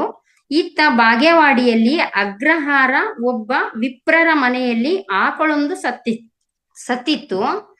ಆ ಸತ್ತ ದನವನ್ನು ಒಯ್ಯಲು ಅಂದು ಮಧ್ಯಾಹ್ನ ಬಾಗೇವಾಡಿಯ ವರಕೇರಿಯಲ್ಲಿಯ ಒಲೆಯರ ಕೇತ ಎಂಬುವವನು ಬಂದಿದ್ದನು. ಅಗ್ರಹಾರದ ಉತ್ತಮರ ಒಂದು ಓಣಿಯಲ್ಲಿ ತಲೆ ತಗ್ಗಿಸಿ ಬರುತ್ತಿರುವಾಗ ಅಲ್ಲೊಬ್ಬರ ಮನೆಯಲ್ಲಿ ಯಜ್ಞ ಹೋಮ ನಡೆದಿತ್ತು. ಮಂತ್ರ ಪಠಣ ಕೇಳಿ ಬರುತ್ತಿತ್ತು. ಕುತೂಹಲ ತಡೆಯದೆ ಒಲೆಯರ ಕೇತನು ತಲೆ ಮೇಲೆತ್ತಿ ನೋಡಿದನು. ಅವರ ಮಂತ್ರಗಳು ಈತನ ಕಿವಿಗೆ ಬಿದ್ದವು. ಈತನು ಕ್ಷಣಕಾಲ ನಿಂತಿದ್ದನ್ನು ಕಂಡು ಸಂಪ್ರದಾಯವಾದಿ ಕರ್ಮಠರು ಆತನದು ಅಪರಾಧವೆಂದು ನಿರ್ಧರಿಸಿ ಆಳುಗಳ ಮೂಲಕ ಅಗ್ರಹಾರದ ಅಧಿಪತಿ ಮಾದರಸ ಮನೆಯ ಅಂಗಳದಲ್ಲಿ ನ್ಯಾಯ ನಿರ್ಣಯಕ್ಕೆ ಎಳೆತಂದರು. ಅಂದಿನ ನ್ಯಾಯ ಪದ್ಧತಿಯಂತೆ ವೇದ ಮಂತ್ರ ಕೇಳಿದ ಖ್ಯಾತನ ಕಿವಿಗೆ ಕಾದ ಸೀಸ ಹಾಕಬೇಕಾಗಿತ್ತು, ಕಬ್ಬಿಣ ಸಲಾಕೆಯಿಂದ ಕಣ್ಣುಗಳನ್ನು ಕೀಳಿಸಬೇಕಿತ್ತು ಎಂಬ ನಿರ್ಣಯ ಮಾದರಸನು ಆಜ್ಞೆ ಮಾಡಬೇಕೆಂಬಷ್ಟರಲ್ಲಿಯೇ ಇಂಗಳೇಶ್ವರದಿಂದ ಅದೇ ಕಾಲಕ್ಕೆ ಆಗಮಿಸಿದ್ದ ದೂತನೊಬ್ಬನು, ಮಾದರಸರೇ, ತಮಗೆ ಪುತ್ರ ಜನನವಾಗಿದೆ ಅಂದರೆ ಬಸವಣ್ಣನ ಜನನದ ಸುದ್ದಿಯನ್ನು ಹೇಳಿದನು. ಈ ಸಂತೋಷದ ಸಮಾಚಾರ ತಿಳಿದ ಮಾದರಸನು ಅಲ್ಲಿ ನೆರೆದಿದ್ದ ಬ್ರಾಹ್ಮಣರ ಕಡೆ ನೋಡಿ, ಈ ಶುಭ ಸಂದರ್ಭದಲ್ಲಿ ಇದೊಂದು ಸಲ ಎಚ್ಚರಿಕೆಯನ್ನಿತ್ತು ಒಲೆಯರ ಕೇತನನ್ನು ಕ್ಷಮಿಸಿರುವುದಾಗಿ ಹೇಳಿದರು. ಅಗ್ರಹಾರದ ಬ್ರಾಹ್ಮಣರು ಅನಿವಾರ್ಯವಾಗಿ ತಮ್ಮ ನಾಯಕರ ಮನೆಯ ಆನಂದದ ಸಂಭ್ರಮಕ್ಕೆ ತೊಂದರೆಯಾಗಬಾರದೆಂದು ಸುಮ್ಮನಾದರು. ಒಲೆಯರ ಕೇತನನ್ನು ಬಿಡುಗಡೆ ಮಾಡಿದರು. ನೋಡಿ ಮಾಸ್ಟರ್ಸ್, ಎಷ್ಟು ಬೇಗ ಪರಿವರ್ತನೆ ಆಯಿತು. ಒಬ್ಬ ಮಹಾಪುರುಷ ಜನಿಸಿದ ಮೇಲೆ ಬಸವಣ್ಣನವರು ಮಹಾಪುರುಷನಾಗಿ ಭೂಲೋಕಕ್ಕೆ ಬಂದ ಮೇಲೆ ಅವರು ಜನನದ ವಿಷಯ ಕೇಳಿಯೇ ಆ ನಡಿಬೇಕಾಗಿರಂತ ಕ್ರೂರ ಒಂದು ಘಟನೆ ಎಷ್ಟು ಬೇಗ ಸಮಾಪ್ತಿ ಆಯ್ತು. ಅದ್ರ ಬಗ್ಗೆ ಯಾರಿಗೂ ಅದು ಅರಿವೇ ಆಗಿರ್ಲಿಲ್ಲ. ಅದನ್ನ ಏನಾದ್ರೂ ಮತ್ತೆ ಮುಂದುವರಿಸ್ಬೇಕು, ಅದಕ್ಕೆ ಏನೇನ್ ಮಾಡ್ಬೇಕು, ಮಂತ್ರ ಕೇಳಿದ್ರೆ ಕಿವಿಯಲ್ಲಿ ಕಾದಿರೋ ಸೀಸ ಹಾಕ್ಬೇಕು, ಕಣ್ಣುಗಳನ್ನು ಕಿತ್ಬೇಕು, ಇಂಥ ಕ್ರೂರಗಳೆಲ್ಲ ನಡಿಲಿಲ್ದಂಗೆ ಅವರ ಜನನನ ಸುದ್ದಿನೇ ಇಷ್ಟೊಂದು ಪರಿವರ್ತನೆ ಮನುಷ್ಯನಲ್ಲಿ ಅವಾಗ ಆ ಕಾಲದಲ್ಲಿ ತಗೊಂಬಂದಿರುತ್ತೆ ಮಾಸ್ಟರ್ಸ್. ಎಲ್ರು ಸುಮ್ಮನಾಗಿ ಇವ್ರ ಮನೆಯಲ್ಲಿ ಇಂಥ ಸಂಭ್ರಮಾಚರಣೆ, ಇಂಥ ಒಬ್ಬ ಮಹಾಪುರುಷನ ಜನನಕ್ಕೋಸ್ಕರನೇ ಕಾಯ್ತಾ ಇರೋ ಒಂದು ಸಂದರ್ಭದಲ್ಲಿ ಆ ಸುಸಂದರ್ಭವನ್ನ ಆಚರಣೆ ಮಾಡೋಕ್ಕೋಸ್ಕರ ಇಂಥ ಕ್ರೂರನ ನಡಿಬಾರ್ದು ಅನ್ನೋ ನಿರ್ಧಾರ ಅವರು ತಂದೆನೆ ಮಾಡ್ತಾರೆ. ಆಮೇಲೆ ಮತ್ತೆ ಇದು ಒಂದು ಏನಂದ್ರೆ ಇದು ಪರಿವರ್ತನೆ ಅಂತ ನಾವೆಲ್ಲ ತಿಳಿಬೇಕು ಮಾಸ್ಟರ್ಸ್. ಇನ್ನೊಂದು ಸಾವಿನ ದವಡೆಯಲ್ಲಿ ಸಿಲುಕಿ ತತ್ತರಿಸುತ್ತಿದ್ದ ಕೇತನು ನೋಡಿ, ಅವನಿಗೆ ಏನ್ ಹೆದರಿಕೆ ಆಗಿತ್ತು ಅಂದ್ರೆ ಅವನು ಒಲೆಯನಾಗಿ ಊರು ಹೊರಗಿರೋನು ಊರ್ ಒಳಗ್ ಬಂದಾಗ ಊರ್ ಒಳಗ್ ಏನ್ ನಡೆದ್ರು ಅವ್ನ್ ನೋಡಬಾರ್ದು, ಏನೇ ನಡೀತಾ ಇದ್ರು ಅವ್ನ್ ಕೇಳ್ಕೋಬಾರ್ದು, ಏನ್ ಸಿಕ್ರು ಅವ್ನ್ ತಿನ್ಬಾರ್ದು. ಈ ತರ ಎಲ್ಲ ಪರಿಸ್ಥಿತಿನ ಎದುರಿಸುವಾಗ ಅವ್ರ ಜೀವನ ಕೈಯಲ್ಲಿ ಇಟ್ಕೊಂಡಿರ್ತಾರೆ ಮಾಸ್ಟರ್ಸ್. ಆ ಜೀವ ಕೈಯಲ್ಲಿ ಇಟ್ಕೊಂಡು ಇನ್ನೇನಪ್ಪ ನಾನ್ ಮಂತ್ರ ಕೇಳ್ದೆ, ಇನ್ನೇನಪ್ಪ ಕಣ್ಣಿಂದ ನಾನ್ ನೋಡ್ಬಿಟ್ಟೆ, ಹೋಮ ಹವನ ಎಲ್ಲ ನೋಡ್ಬಿಟ್ಟೆ, ನನ್ ಕತೆ ಮುಗೀತು ಅಂತ ಅವರು ನಿಜವಾಗ್ಲೂ ಭಯದಿಂದ ಇದ್ದೋರಿಗೆ ಎಲ್ಲೋ ಮತ್ತೆ ಈ ತರ ನಿರ್ಧಾರ ಆದ್ಮೇಲೆ ಅವ್ರು ತತ್ತರಿಸಿ ಹೋಗಿದ್ದ ಕೇತ ಅದೇ ಭಾಗ ಇಂಗಳೇಶ್ವರದಲ್ಲಿ ಜನಿಸಿದ ಆ ಮಗನನ್ನು ನೆನೆಯುತ್ತಾ, ಅಪ್ಪ ಮಗು ಬಸವಣ್ಣ, ನೀನು ಹುಟ್ಟುತ್ತಲೇ ಒಲೆಯನ ಬಿಡುಗಡೆ ಮಾಡಿದೆ ತಂದೆ ಎಂದು ಕಂಗಳಲ್ಲಿ ಆನಂದಾಶ್ರು ತುಂಬಿಕೊಂಡು ಉದ್ಗರಿಸಿದನು. ಈ ಪ್ರಸಂಗವು ಬಸವಣ್ಣನವರ ಜನನದ ಉದ್ದೇಶವನ್ನು ಸಾರುವಂತಿದೆ ಮಾಸ್ಟರ್ಸ್. ನೋಡಿ, ಒಲೆಯ ಏನ್ ಮಾಡ್ತಾನೆ, ಅವನಿಗೆ ಸಾವಿನಿಂದ ಬಿಡುಗಡೆ, ಈ ಮಗು ಜನನೇನೆ ಅಂತ ಗೊತ್ತಾದ ತಕ್ಷಣನೇ ಅವರು ಆ ಮಗುನ, ಅಪ್ಪ ನೀನೇ ನನ್ನ ತಂದೆ, ನನಗೆ ಹೊಸ ಜನ್ಮನ ಕೊಟ್ಟಿದೀಯಾ, ನನ್ನ ಸಾವಿನಿಂದ ಹೊರಗ್ ತಗೊಂಬಂದಿದೀಯಾ ಅಂತೇಳಿ ಬಸವಣ್ಣನವ್ರನ್ನ ಪ್ರೀತಿಯಿಂದ ಈ ಪ್ರಸಂಗ ಬಸವಣ್ಣನವರು ಜನನ ಉದ್ದೇಶನೇ ಸಾರ್ಬೇಕು ಅನ್ನೋಂಥದ್ದು ಒಂದನ್ನ ಇಲ್ಲಿ ವಿಶ್ಲೇಷಣೆ ಮಾಡಿದ್ದಾರೆ ಮಾಸ್ಟರ್ಸ್. ಈಗ ಧ್ಯಾನ ಕೂಡ ಅದೇ ತರನೇ. ನಮ್ ಜೀವನದಲ್ಲಿ ಧ್ಯಾನ ಯಾವಾಗ ಪ್ರವೇಶ ಆಗುತ್ತೋ ನಮ್ಗೆಲ್ರಿಗೂ ಮತ್ತೆ ಮರು ಜನ್ಮನೇ ಸಿಗೋದು. ಅದಕ್ಕಿಂತ ಮುಂಚೆ ನಾವ್ ಎಷ್ಟು ಅಜ್ಞಾನದಲ್ಲಿ ಇರ್ತೀವಿ, ಏನೇನೆಲ್ಲ ನಡೀತಾ ಇರುತ್ತೆ, ಎಲ್ಲೂ ಅಜ್ಞಾನನೇ, ಏನೇ ನಡೆದ್ರು ಅಜ್ಞಾನನೇ, ನಮ್ಗದ್ರ ಅರಿವೇ ಇರಲ್ಲ. ನಮ್ಮ ಒಳಗಡೆ ಎಷ್ಟು ಒಳ್ಳೇದಿದ್ರು ಕೂಡ ಆ ಒಳ್ಳೇದು ಹೊರಗಡೆ ಬರ್ತಾ ಇರಲ್ಲ. ಕೆಲವು ಸರಿ ಒಳ್ಳೇದೇ ಕೆಟ್ಟದಾಗಿ ಮಾರ್ಪಾಡಾಗ್ತಾ ಇರುತ್ತೆ. ಈ ಧ್ಯಾನ ಒಂದು ಮಾರ್ಗಕ್ಕೆ ನಾವು ಬಂದಾಗ ಎಲ್ಲವೂ ಒಳ್ಳೇದೇ, ಎಲ್ಲಾ ವಿಚಾರಗಳು ಒಳ್ಳೇವೆ, ಎಲ್ಲಾ ವಿಚಾರಗಳನ್ನು ನಾವು ಒಳ್ಳೆಯವನ್ನಾಗಿನೇ ತೀರ್ಮಾನ ತಗೊಳ್ತೀವಿ. ಅದೇ ತರ ಈ ಎಲ್ಲಾ ಪರಿವರ್ತನೆನೂ ಒಂದೇ. ಈ ಬಸವಣ್ಣನವರು ಹುಟ್ಟಿ 12ನೇ ಶತಮಾನದಲ್ಲಿ ಪರಿವರ್ತನೆ ಮಾಡಿರೋದು ಒಂದೇ. ನಮ್ಮ ಪತ್ರಿ ಸರ್ ಬಂದ್ಬಿಟ್ಟು ಈ ಕಲಿಯುಗದಲ್ಲಿ ಮತ್ತೆ ಈ ಭೂಲೋಕದಲ್ಲಿ ಬಂದು ಮೈತ್ರೇಯ ಬುದ್ಧರಾಗಿ ಮಾಡಿರುವಂತ ಪರಿವರ್ತನೆನೂ ಒಂದೇ ಅಂತ ಹೇಳ್ಬಹುದು ಮಾಸ್ಟರ್ಸ್. ಮತ್ತೆ ಬಸವಣ್ಣನವರು ಬಾಲಕನಾಗಿದ್ದಾಗ ಬಾಲ ಸ್ವಭಾವದ ಕುತೂಹಲದಿಂದ ತಮ್ಮ ಅಗ್ರಹಾರದ ಪರಿಸರ, ಅಂದ್ರೆ ಬಸವಣ್ಣನವ್ರದ್ದು ಅಗ್ರಹಾರ ಹೆಂಗಾಗಿತ್ತು ಅಂದ್ರೆ, ಅವರು ಬ್ರಾಹ್ಮಣ ದಂಪತಿಗಳ ಹೊಟ್ಟೆಯಲ್ಲೇ ಜನಿಸಿರೋದ್ರಿಂದ ಅವರಿಗೆ ಇದೇ ಅಗ್ರಹಾರದ ಪರಿಸ್ಥಿತಿ ಕೂಡ ನೋಡ್ಬೇಕು ಅಂತ ಸಣ್ಣವರಿದ್ದಾಗಿಂದನೇ ಅಗ್ರಹಾರದ ಪರಿಸ್ಥಿತಿಯನ್ನು ಗಮನಿಸುತ್ತಾ ವಿಚಾರ ಮಾಡುತ್ತಾ, ಸಂಶಯಗಳು ಹುಟ್ಟಿದಾಗ ಅಕ್ಕನಾಗಮಳಿಗೆ ಕೇಳುತ್ತಾ ತುಂಬಾ ಚುರುಕು ಬುದ್ಧಿಯವರಾಗಿ ಬೆಳೆದರು. ಪ್ರಶ್ನಿಸದೆ ಯಾವುದನ್ನೂ ಒಪ್ಪಿಕೊಳ್ಳುತ್ತಿರಲಿಲ್ಲ. ಹೀಗೆ ಬೆಳೆವ ಸಿರಿ ಮೊಳಕೆಯಲ್ಲಿಯೇ ನೋಡು ಎಂಬಂತೆ ಅವರ ಅಂತರಂಗದಲ್ಲಿ ಹುದುಗಿದ್ದ ಪ್ರತಿಭೆ ವಿಕಾಸವಾಗತೊಡಗಿತು. ವರ್ಣಭೇದ, ಜಾತಿ ಭೇದ ಗಮನಕ್ಕೆ ಬಂದವು. ಮನೆಯಲ್ಲಿ ತಂದೆಯು ಹಲವು ದೇವರುಗಳ ಮೂರ್ತಿ ಪೂಜೆ ಮಾಡುತ್ತಿದ್ದರು. ತಾಯಿಯಾಗಲಿ ಅಕ್ಕನಾಗಲಿ ಪೂಜೆ ಮಾಡುವ ಹಕ್ಕಿರಲಿಲ್ಲ. ಅಗ್ರಹಾರದ ಹೊರಗೆ ಬಯಲಲ್ಲಿ ಅಸ್ಪೃಶ್ಯರು ಮುಟ್ಟಿಸಿಕೊಳ್ಳುವಂತಿರಲಿಲ್ಲ. ಮುಂತಾದ ಎಚ್ಚರಿಕೆ ಹೇಳಿ ಕಳಿಸುತ್ತಿದ್ದರು. ಈ ಮೇಲು ಕೀಳು, ಸ್ಪೃಶ್ಯ, ಗಂಡು ಹೆಣ್ಣುಗಳೆಂಬ ಭೇದ ಭಾವ ನಿಧಾನವಾಗಿ ಬಸವಣ್ಣನವರ ಅರಿವಿಗೆ ಬರತೊಡಗಿತು. ಬಸವಣ್ಣನವರ ಬಾಲ್ಯದಲ್ಲಿಯೇ ತುಂಬಾ ಬುದ್ಧಿವಂತರಾಗಿರೋದ್ರಿಂದ ಅವರು ಅಗ್ರಹಾರದಲ್ಲಿ ಏನ್ ನಡೀತಾ ಇತ್ತು, ಈ ಸಮಾಜದ ಪರಿಸ್ಥಿತಿಯಲ್ಲೂ ಕೂಡ ಏನ್ ನಡೀತಾ ಇತ್ತು, ಎಂತ ಭೇದ ಭಾವಗಳಿದ್ವು, ಎಂತ ಅನಾಚಾರಗಳು ನಡೀತಾ ಇದ್ವು ಅಂತ ಅವ್ರು ಕಣ್ಣಿಂದ ನೋಡಿ ಕಿವಿಯಿಂದ ಕೇಳಿ ಅದನ್ನ ಅನುಭವಿಸ್ತಾ ಇದ್ರು ಮಾಸ್ಟರ್ಸ್. ಅದಾದ್ಮೇಲೆ ಅವರು ಯಾವ್ದು ಪ್ರಶ್ನೆ ಮಾಡ್ದನೆ ಒಪ್ಕೊಂತ ಇರ್ಲಿಲ್ಲ. ಅಂದ್ರೆ ಅವ್ರಿಗೆ ಅಷ್ಟು ಅವರು ಮಹಾಪುರುಷರಾಗಿ ಬಂದಿರೋದಕ್ಕೆ ನಮ್ ಪತ್ರಿ ಸಾರ್ ಕೂಡ ಮಾಡಿರೋದು ಅದೇ ತರಾನೇ. ಈ ಧ್ಯಾನ ಅಂದ್ರೆ ಎಲ್ರು ಧ್ಯಾನ ಕಣ್ಮುಚ್ಕೊಂಡ್ ಕುತ್ಕೊಂಡ್ರೆ ಏನಾದ್ರು ಸಿಕ್ಬಿಡುತ್ತಾ ಅಂದ್ರೆ ಪತ್ರಿ ಸಾರಿಗೆ ಗೊತ್ತಿತ್ತು ಎಲ್ಲಾ ಸಿಗುತ್ತೆ ಅಂತ. ಎಲ್ಲಾ ನಾನ್ ಪ್ರಪಂಚಕ್ಕೆ ಕೊಡ್ತೀನಿ, ಪ್ರಾಪಂಚಿಕವಾಗಿ ಎಲ್ರು ತಗೊಂತಾರೆ, ಧ್ಯಾನ ಮಾಡೇ ಮಾಡ್ತಾರೆ ಅಂತ ಗೊತ್ತಿತ್ತು. ಅದಕ್ಕೆ ಅಷ್ಟ್ ಪ್ರಚಾರ, ಅಷ್ಟೊಂದು ಕೆಲಸ ಅವ್ರು ಮಾಡಿದ್ರು. ಅವ್ರು ಹೋಗಿ ಆದ್ಮೇಲೂ ಕೂಡ ಇಷ್ಟು ಈಗ ಧ್ಯಾನ ಪ್ರಚಾರ, ಈ ಜ್ಞಾನ ಹಂಚಿಕೆ ವೇದಿಕೆಗಳು ಎಷ್ಟು ನಡೀತಾ ಇದಾವೆ ನಾವೆಲ್ಲರೂ ನೋಡ್ತಾ ಇದೀವಿ. ಅದೇ ತರ ಕೂಡ ಈ ಬಸವಣ್ಣನವರು ಅವ್ರ ವಿಚಾರವಂತಿಕೆನೆ ಹಂಗಿರುತ್ತೆ. ಮಾಸ್ಟರ್ಸ್ ಮಹಾಪುರುಷರ ವಿಚಾರವಂತಿಕೆನೆ ಹಂಗಿರುತ್ತೆ. ಅವ್ರ ಮನೆಯಲ್ಲಿ ಏನ್ ನಡೀತಾ ಇದೆ ಈಗ, ಇವ್ರ ತಂದೆ ತಾಯಿ ಕೂಡ ಮೂರ್ತಿ ಪೂಜೆ ಮಾಡ್ತಾ ಇರ್ತಾರೆ. ತಾಯಿ ಪೂಜೆ ಮಾಡಂಗಿಲ್ಲ, ತಂದೆ ಪೂಜೆ ಮಾಡದಷ್ಟೇ ನೋಡ್ತಾ ಇರ್ತಾರೆ. ಅಲ್ಲಿ ಹೆಣ್ಣು ಗಂಡು ಭೇದ ಭಾವ ನೋಡ್ತಾ ಇರ್ತಾರೆ. ಆಮೇಲೆ ಮೂರ್ತಿ ಪೂಜೆನೂ ಮಾಡಬಾರ್ದು ಅನ್ನೋದನ್ನು ಅವ್ರು ಗಮನ ತಗೊಂತಾ ಇರ್ತಾರೆ. ಪ್ರತಿಯೊಂದು ಗಮನಿಸ್ಬಿಟ್ಟು ಇದೆಲ್ಲ ಜೀವನದ ಮೇಲೆ, ಮಾನವನ ಜೀವನದ ಮೇಲೆ ಎಷ್ಟು ಪರಿಣಾಮ ಬೀರುತ್ತೆ ಅನ್ನೋದನ್ನ ಅವರು ಮುಂದಿನ ಇದರಲ್ಲಿ ಅವರು ಅದನ್ನ ಯಾವ ತರ ಒಂದು ಹಂತಕ್ಕೆ ತರಬೇಕು, ಅದು ಯಾವ್ದ್ ಸರಿ ಯಾವ್ದ್ ತಪ್ಪು ಅನ್ನೋದನ್ನ ಮಾಡಿ ತೋರಿಸ್ತಾರೆ ಸಮಾಜಕ್ಕೆ. ಮತ್ತೆ ನಮ್ ಪತ್ರಿ ಸರ್ ಕೂಡ ಹಂಗೆ ಈಗ ಮೂರ್ತಿ ಪೂಜೆ ಸಲ್ಲದು ಅಂತಾನೆ ಹೇಳ್ತಾರೆ. ಧ್ಯಾನದಲ್ಲೇ ದೇವರನ್ನ ನಾವು ಕಾಣ್ತೀವಿ, ನಿನ್ನ ಒಳಗಡೆನೆ ಬ್ರಹ್ಮಾಂಡ ಇದೆ, ನೀನೇ ದೇವರು, ನಿನ್ನ ದೇಹನೇ ದೇವಾಲಯ ಅಂತ ಹೇಳಿದ್ದಾರೆ. ಅದು ನಾವು ಧ್ಯಾನಕ್ ಬರೋಕ್ಕಿಂತ ಮುಂಚೆ, ಧ್ಯಾನಕ್ ಬಂದು ಕೂಡ ಎಷ್ಟೋ ಜನ ಒಪ್ಕೊಳ್ಳಲ್ಲ. ಹೆಂಗಪ್ಪ ನಾವು ಪೂಜೆ ಮಾಡಿಲ್ದಂಗಿರ್ಬೇಕು, ನಮಗೆ ಪೂಜೆ ಮಾಡಿದ್ರೇನೆ ಸಮಾಧಾನ, ಹೂವು ಅಕ್ಷತೆ ಕಾಳು ಹಾಕಿದ್ರೇನೆ ಸಮಾಧಾನ, ಮಂಗಳಾರತಿ ಮಾಡಿದ್ರೇನೆ ಸಮಾಧಾನ ಅಂತ ನಾವು ಕೂಡ ಇನ್ನೂ ನಡೆಸ್ತಾ ಇರ್ತೀವಿ ಮಾಸ್ಟರ್ಸ್. ಅದು ಧ್ಯಾನ ಮಾಡ್ತಾ ಮಾಡ್ತಾ ಅದು ನಮ್ಮಿಂದ ಹೋದಾಗ, ಒಳಗಡೆ ನಾವ್ ಇರ್ತೀವಲ್ಲ, ಅವಾಗ ಮಾತ್ರ ಅದು ಅನುಭವಕ್ಕೆ ಬರ್ತಾ ಹೋಗುತ್ತೆ. ದೇವ್ರು ಯಾರು, ಯಾಕೆ ಪೂಜೆ ಮಾಡ್ಬೇಕು, ಏನ್ ಕೆಲ್ಸ ದೇವ್ರದು, ಅದೆಲ್ಲ ನಮಗೆ ಗೊತ್ತಾಗ್ತಾ ಹೋಗುತ್ತೆ. ಅವಾಗ ಬಸವಣ್ಣವ್ರು ಮಾಡಿದ್ದಾರೆ, ಇವಾಗ ಪತ್ರಿ ಸಾರ್ ಮಾಡ್ತಾ ಇದ್ದಾರೆ. ಮತ್ತೆ ಅವರು ಬ್ರಾಹ್ಮಣ ಜಾತಿಯಲ್ಲಿ ಅವ್ರದ್ದು ಆಚಾರ ವಿಚಾರಗಳನ್ನ ಯಾವ ತರ ಮಾಡ್ತಾರೆ ಅನ್ನೋದನ್ನ ನೋಡೋಣ ಮಾಸ್ಟರ್ಸ್. ಉಪನಯನ, ಜನಿವಾರ, ತಿರಸ್ಕಾರ, ಅಗ್ರಹಾರದಿಂದ ಬಹಿಷ್ಕಾರ. ನೋಡಿ, ಉಪನಯನ ಅನ್ನೋದು ಒಂದು ಪದ್ಧತಿ, ಜನಿವಾರ ಹಾಕೋದು ಒಂದು ಪದ್ಧತಿ. ಇದನ್ನ ಮ್ಯಾಮ್ ಒಂದ್ ನಿಮಿಷ, ನೀವು ಎಷ್ಟು ನಿಮಿಷ ಆಗುತ್ತೆ ಮ್ಯಾಮ್ ನಮ್ದು? ಇದೆ ಮೇಡಮ್, ನನಗೆ ಮುಗಿಸಿ ಅಂದ್ರೆ ಇಷ್ಟಕ್ಕೆ ನಿಲ್ಲಿಸ್ತೀನಿ ಮೇಡಮ್. ಟೈಮ್ ಆಲ್ರೆಡಿ ಆಗಿದೆ, ಅದಕ್ಕೆ ಇನ್ನು ಜಾಸ್ತಿ ಇದೆ ಅಂದ್ರೆ ನೆಕ್ಸ್ಟ್ ತಗೊಂಡಿರಿ. ಈಗಾಗ್ಲೇ 4:15 ಆಯ್ತು.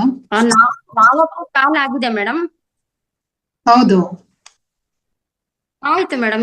ಇಷ್ಟು ಈಗ ಸ್ಪೃಶ್ಯ ಗಂಡು, ಈ ಭೇದ ಭಾವ, ವರ್ಣ ಭೇದ, ಪ್ರತಿಯೊಂದು ಇದೆಲ್ಲದು ಅವ್ರಿಗೆ ಬಸವಣ್ಣನವ್ರಿಗೆ ಗೊತ್ತಾಗಿದೆ ಅನ್ನೋದ್ರನ್ನ ತಿಳಿಸ್ತಾ ನಾನು ಈ ವಿಷಯನ ನಿಲ್ಲಿಸ್ತೀನಿ ಮಾಸ್ಟರ್ಸ್.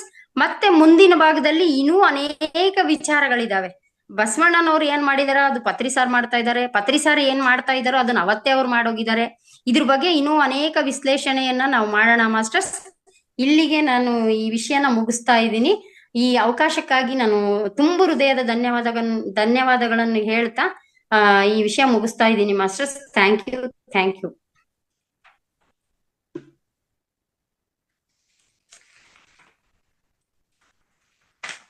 ವೇದಾವತಿ ಮ್ಯಾಮ್ ಕಂಟಿನ್ಯೂ ಮಾಡಿ.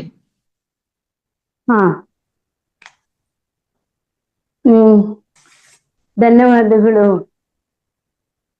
Geetha madam. Thank you madam. ನೀವು ನಮ್ಮನ್ನೆಲ್ಲ ಮತ್ತೆ ಹೈಸ್ಕೂಲಿಗೆ ಕರ್ಕೊಂಡು ಹೊರಟೋದ್ರಿ ಮೇಡಮ್. ಹೌದು, ಇದು ತುಂಬಾ ಚೆನ್ನಾಗಿದೆ ವಿಷಯ ಮೇಡಮ್. ಇದು ಪ್ರತಿಯೊಬ್ಬರಿಗೂ ಅವಾಗ ನೆನಪಾಗ್ತಾ ಇರ್ಬೇಕು. ಯಾಕಂದ್ರೆ ನಾವು ಧ್ಯಾನಕ್ಕೆ ಬಂದಾಗೆ ಗೊತ್ತಾಗ್ತಾ ಹೋಗುತ್ತೆ, ಅವತ್ತು ಮಾಡಿರೋ ಕೆಲಸ ಇವತ್ತು ಮತ್ತೆ ನಡೀತಾ ಇದೆ. ಅದೇ ಅನುಭವ ಮಂಟಪದಲ್ಲಿ ನಾವೆಲ್ಲರೂ ಹೋಗಿ ಪ್ರತಿ ವರ್ಷ ಕೂಡಲ ಸಂಗಮದಲ್ಲಿ ಧ್ಯಾನ ಮಹಾಯಜ್ಞ ಮಾಡ್ತಾ ಇದೀವಿ. ಈಗ ಮಹಿಳಾ ಧ್ಯಾನ ಯಜ್ಞ ಮತ್ತೆ. ಹೌದು ಮೇಡಮ್. ಈಗ ಪ್ರತಿಯೊಂದು ವಿಷಯ ಇವತ್ತು ಮಾಡ್ಬೇಕು ಮೇಡಮ್, ಆ ತರ ಇದೆ ಇದು. ಅವಾಗ್ಲೇ ಪ್ರಧಾನ ಮಂತ್ರಿ ಎಲ್ಲ ಇದ್ರ ಅಂತ ನಂಗೆ ಡೌಟ್ ಮೇಡಮ್. ಮಂತ್ರಿ ರಾಜ ಮಾತ್ರ ಇದ್ರು ಅಲ್ವಾ? ಅಲ್ಲ, ಈಗ ಅವ್ರದ್ದು ರಾಜರ ಆಡಳಿತಗಳಲ್ಲೆಲ್ಲ ಮಂತ್ರಿ ಇದ್ದೇ ಇರ್ತಾರಲ್ಲ ಮೇಡಮ್. ರಾಜ ಮಂತ್ರಿ ಪ್ರಧಾನವಾಗಿ ಯಾರು ಅಂದ್ರೆ ಮಂತ್ರಿಗೆ ಮೇಲೆ ಅವರು ಪ್ರಧಾನ. ಗೊತ್ತಾಯ್ತು ಮೇಡಮ್, ಗೊತ್ತಾಯ್ತು. ಸ್ವಲ್ಪ ಕನ್ಫ್ಯೂಷನ್. ಅಲ್ಲ, ಪ್ರಧಾನ ಯಾರು ನಿರ್ವಹಿಸ್ತಿರ್ತಾರೋ ಅವರೇ ಅವರು ಪ್ರಧಾನ. ನಾನು ಈ ಕಡೆ ಬಂದ್ಬಿಟ್ಟೆ ಮೇಡಮ್. ಓಕೆ ಸರಿ. ಅದೇ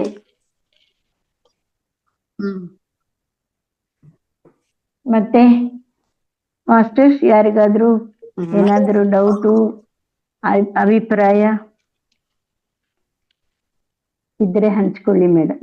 ಮಾಸ್ಟರ್ಸ್ ಹ್ಯಾಂಡ್ ರೈಸ್ ಮಾಡಿ, ಅನ್ಮ್ಯೂಟ್ ಮಾಡ್ತೀವಿ, ತಮ್ಮ ಅನಿಸಿಕೆಗಳನ್ನು ಹೇಳ್ಕೋಬಹುದು.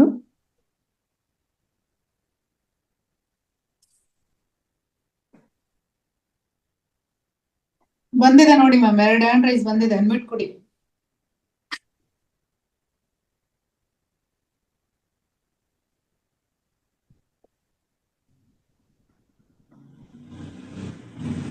ಹಿರೇಮಠ್ ಮೇಡಮ್ ಮಾತಾಡಿ.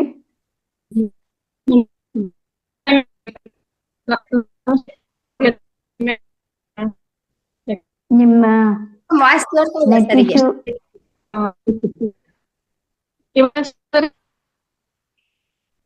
ನೆಟ್ ಇಶ್ಯೂ ಇದೆ ಮೇಡಮ್, ವಾಯ್ಸ್ ಬ್ರೇಕ್ ಆಗ್ತಿದೆ, ಕ್ಲಿಯರ್ ಇಲ್ಲ.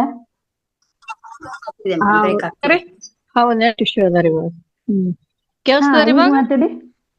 ಈಗ ಕೇಳಿಸ್ತದೆ. ಕೇಳಿಸ್ತದೆ. Madam, yes madam. ಇದು ನೀವು ಈ ಸೈಡ್ನವ್ರು ಅಷ್ಟು ದೂರ ಇದ್ರು ಇವರು ಬಸವಣ್ಣವ್ರದ್ದು ಪುಸ್ತಕ ಅಧ್ಯಯನ ಮಾಡಿ ಅದ್ಭುತವಾಗಿ ವಿವರಣೆ ನೀಡಿದ್ರಿ. ನೀಟಾಗಿ ಹೋದಂಗ ಪ್ರತಿಯೊಂದನು ನಾನ್ ಅಲ್ಲಿ ಅದೀನಿ, ನಾನ್ ಹೇಳ್ತೀನಿ, ಅನುಭವಿಸ್ತೀನಿ ಅನ್ನಂತ ಫೀಲ್ ಆಗ್ತಿತ್ತು. ಯಾಕಂದ್ರೆ ತಿಪ್ಪೇರುದ್ರಸ್ವಾಮಿ ಬರೆದಂತದ್ದು ಪಿಕಾರ್ನ ಕಮ್ಮಟ, ಆ ಪುಸ್ತಕವನ್ನು ನಾನು ಅಧ್ಯಯನ ಮಾಡಿದ್ದೀನಿ. ಆಲ್ರೆಡಿ ಅದು ನನ್ನ ಹತ್ರನೇ ಇದೆ. ನೀವು ಓದಿದಾಗ ಪ್ರತಿಯೊಂದು ಮರಳಿ ನಾನು ರಿಪೀಟ್ ಆಗ್ತಿತ್ತು. ಅದು ಅದ್ಭುತ ಅನಿಸ್ತು, ಕೇಳ್ಕೊಂತ ಕುಂತಿದ್ದು. ಚಲೋ, ಬಹಳ ಅದ್ಭುತ ಮೂಡಿಬಿಡ್ತು. ಆಮೇಲೆ ಅವರು ಯಾರು ಬರ್ಬೋದು ಮೇಡಮ್? ಅಲ್ಲ, ಇದು ಈ ಪುಸ್ತಕ ಪ್ರೊಫೆಸರ್ ಸಿದ್ದಣ್ಣ ಲಂಗೋಟಿ ಅವರು ಬರ್ದಿರೋದು. ಇದು ನಾನು ಇದು ನಮ್ದು ಫ್ಯಾಮಿಲಿ ಎಲ್ಲ ತತ್ವದಲ್ಲೇ ಇದೀವಿ ಮೇಡಮ್ ನಾವು. ಹೌದ್ರಿ. ಅದಕ್ಕೆ ಅದು ಅಷ್ಟ ಒಂದು ಆಳವಾಗಿ ತಿಳ್ಕೊಳಕತ್ತು ಹೇಳಕತ್ತ ಮ್ಯಾಮ್. ಹೌದು, ಹೇಳಕತ್ತು. ಚಲೋ ಅದ್ಭುತ ವಿಚಾರಗಳು ಯಾವಾಗ್ಲೂ ಮತ್ತೆ ಮತ್ತೆ ಬರ್ತಾ ಇರೋದ್ರಿಂದ ಇದ್ರಲ್ಲಿ ನನಗೆ ತುಂಬಾ ಇಂಟ್ರೆಸ್ಟ್. ಮತ್ತೆ ನನ್ ಕರೆಕ್ಟ್ ಟೈಮಿಗೆ ನನಗೆ ಈ ಪುಸ್ತಕ ಉಡುಗೊರೆಯಾಗಿ ಸಿಕ್ಕಿತ್ತು ಮೇಡಮ್. ಹೌದು ಮ್ಯಾಮ್. ಇಲ್ಲ, ಅದ್ಭುತ ಮೂಡಿ ಬಂತು ಮ್ಯಾಮ್. ಮ್ಯಾಮ್, ಯಾರ್ದೋ ಡಿಸ್ಟರ್ಬೆನ್ಸ್ ಬರ್ತದ ನೋಡ್ರಿ, ಮತ್ತೆ ಡಿಸ್ಟರ್ಬೆನ್ಸ್ ಬರ್ತದ ನೋಡ್ರಿ ಮೇಡಮ್. ಯಾರ್ದಾರ ಆನ್ ಆಗಿತ್ತು ಏನು ಗೊತ್ತಿಲ್ಲ. ವೇದಾವತಿ ಮೇಡಮ್, ನಿಮ್ ಕಡೆಯಿಂದಾನೆ ಟಿವಿನೋ ಅಥವಾ ಏನೋ ಮಾತು ಏನಾದ್ರು? ಇಲ್ಲಪ್ಪ, ನಾನು ಕಿಚನ್ ಅಲ್ಲಿ ಇದ್ದೀನಿ, ದೂರ ಇದ್ದೀನಿ. ಅವರು ಬಸವಣ್ಣವರು ಹೇಳಿದ ಪ್ರಕಾರ ಅವರು ಪ್ರತಿಯೊಂದನು ಮಾತುನು ವಚನ ಆದ ಪ್ರಕಾರ ಒಂದು ಇದ್ರೊಳಗೆ ಹೇಳ್ತಾರಲ್ರಿ, ನೆಲವೊಂದೇ ಹೊಲಗೇರಿ ಶಿವಾಲಯಕ್ಕೆ, ಜಲವೊಂದೇ ಶೌಚ ಅಚಮನಕ್ಕೆ, ಎರಡಕ್ಕೂ ಒಂದೇ ಬಳಸ್ತೀವಿ ಅಂತ ಹೇಳಿ ಒಂದೊಂದು ವಚನದಲ್ಲೇನೆ ಅವರು ಇಡೀ ತಮ್ಮ ಇದನ್ನ ವಿಚಾರಧಾರನೆ ತಿಳಿಸ್ಕೊಟ್ರೆ ಮೇಡಮ್. ಅದು ಬಾಯ್ಪಾಟ್ ಯಾಕಂತ ನೋಡ್ಕೋತ ಕೇಳ್ಕೊತ ಬೆಳೆದಿವೆಲ್ಲ. ನನಗ್ ಒಂಥರ ಬಾಳ ಹೇಳಿದ್ದು ಆ ಮನುಷ್ಯನ ಆಳಕ್ ಹೋಯ್ತು. Thank you ma'am, thank you. ನಾವ್ ಹತ್ತಿರದವ್ರಿ ಅಲ್ಲ, ನಾವು ಬಾಗೇವಾಡಿ ಹತ್ರ, ಇದಕ್ ಹತ್ರ, ಸಂಗಮಕ್ ಹತ್ರ, ಹಿಂಗಾಗಿ ಆತ್ಮೀಯತೆ ಇರೋದೀಗ. ನಾನ್ ಬಂದಿರೋ ದಾವಣಗೆರೆಯಿಂದ. ಉತ್ತರ ಕರ್ನಾಟಕದಲ್ಲಿ ಇದು ನಮ್ಮ ಕೂಡಲ ಸಂಗಮೇಶ್ವರನೇ madam. Yes ma'am, thank you. ಅದ್ಭುತ ಮೂಡಿ ಬಂತು ಮತ್ತೆ ಕೂಡಲ ಸಂಗಮೇಶ್ವರನೇ. ಅಲ್ಲಿ ಕೋಳೂರ್ ಅಂತ ಇದೆ, ಬಿಜಾಪುರ ಡಿಸ್ಟಿಕ್. ಹೌದು, ಐತಿ ಮ್ಯಾಮ್, ಕೋಳೂರದ ಇಲ್ಲಿ. ಎಸ್ ಮೇಡಮ್, ಆ ಕಡೆ ನಾವು. Okay ma'am, thank you ma'am. ಅದ್ಭುತ ಮೂಡಿ ಬಂತು. Thank you. ನಾಗರತ್ನ ಮೇಡಮ್ ಕೊಡಿ.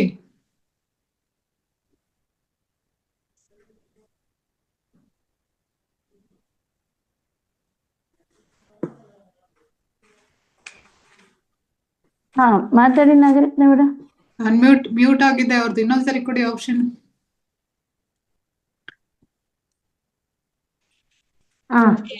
ಬಂತು. ನಮಸ್ತೆ ಲಕ್ಷ್ಮೀ ಮೇಡಮ್. ನಮಸ್ತೆ ಮೇಡಮ್. ವೇದಾವತಿ ಮೇಡಮ್ ಅವ್ರಿಗೂ ಹಾಗೂ ಗೀತಾ ಅಂಚಿತ ಮೇಡಮ್ ಅವ್ರಿಗೂ ತುಂಬಾ ಧನ್ಯವಾದಗಳು. ಏನಂತಂದ್ರೆ ಮೇಡಮ್ ಅವ್ರು ಹೇಳ್ದಂಗೆ ನಾವೆಲ್ಲರೂ ಹೈಸ್ಕೂಲ್ ಬೆಂಚ್ ಮೇಲೆ ಕುತ್ಕೊಂಡ್ಬಿಟ್ಟಿದ್ವಿ ಅನಿಸ್ತಾ ಇತ್ತು. ಸೋಷಿಯಲ್ ನಮ್ಗೆ ಇಷ್ಟ ಆಗ್ತಿರ್ಲಿಲ್ಲ ಸಬ್ಜೆಕ್ಟ್ ಆವಾಗ. ಆಮೇಲೆ ಅನ್ನಿಸ್ತು ಆ ವಿಷಯಗಳೆಲ್ಲ ತಿಳ್ಕೊಳ್ಳೋದಕ್ಕೆ ನಾವು ಜೀವನದಲ್ಲಿ ಅದನ್ನೆಲ್ಲ ಮುಂದುವರ್ಸ್ಬೇಕು ಅಂತ ಅನಿಸ್ತಾ ಇತ್ತು. ಜೊತೆಗೆ ಅವ್ರು ಹೇಳಿದ್ರು ವಿದ್ಯೆ ಇಲ್ದಂಗ್ ಮಾಡ್ತಿದ್ರು ಅವಾಗೆಲ್ಲ. ಹೆಣ್ಮಕ್ಳುಗಳು ಓದುವಂಗೆ ಇಲ್ಲ, ಸ್ಕೂಲ್ಗೆ ಕಳಿಸ್ತಿರ್ಲಿಲ್ಲ ಅಂತೆಲ್ಲ. ಇವಾಗ ಅದು ಜ್ಞಾಪಕ ಬರ್ತಾ ಇದೆ. ಜೊತೆಗೆ ಒಂದು ಪದ್ಯ ಕೂಡ ಇದೆ.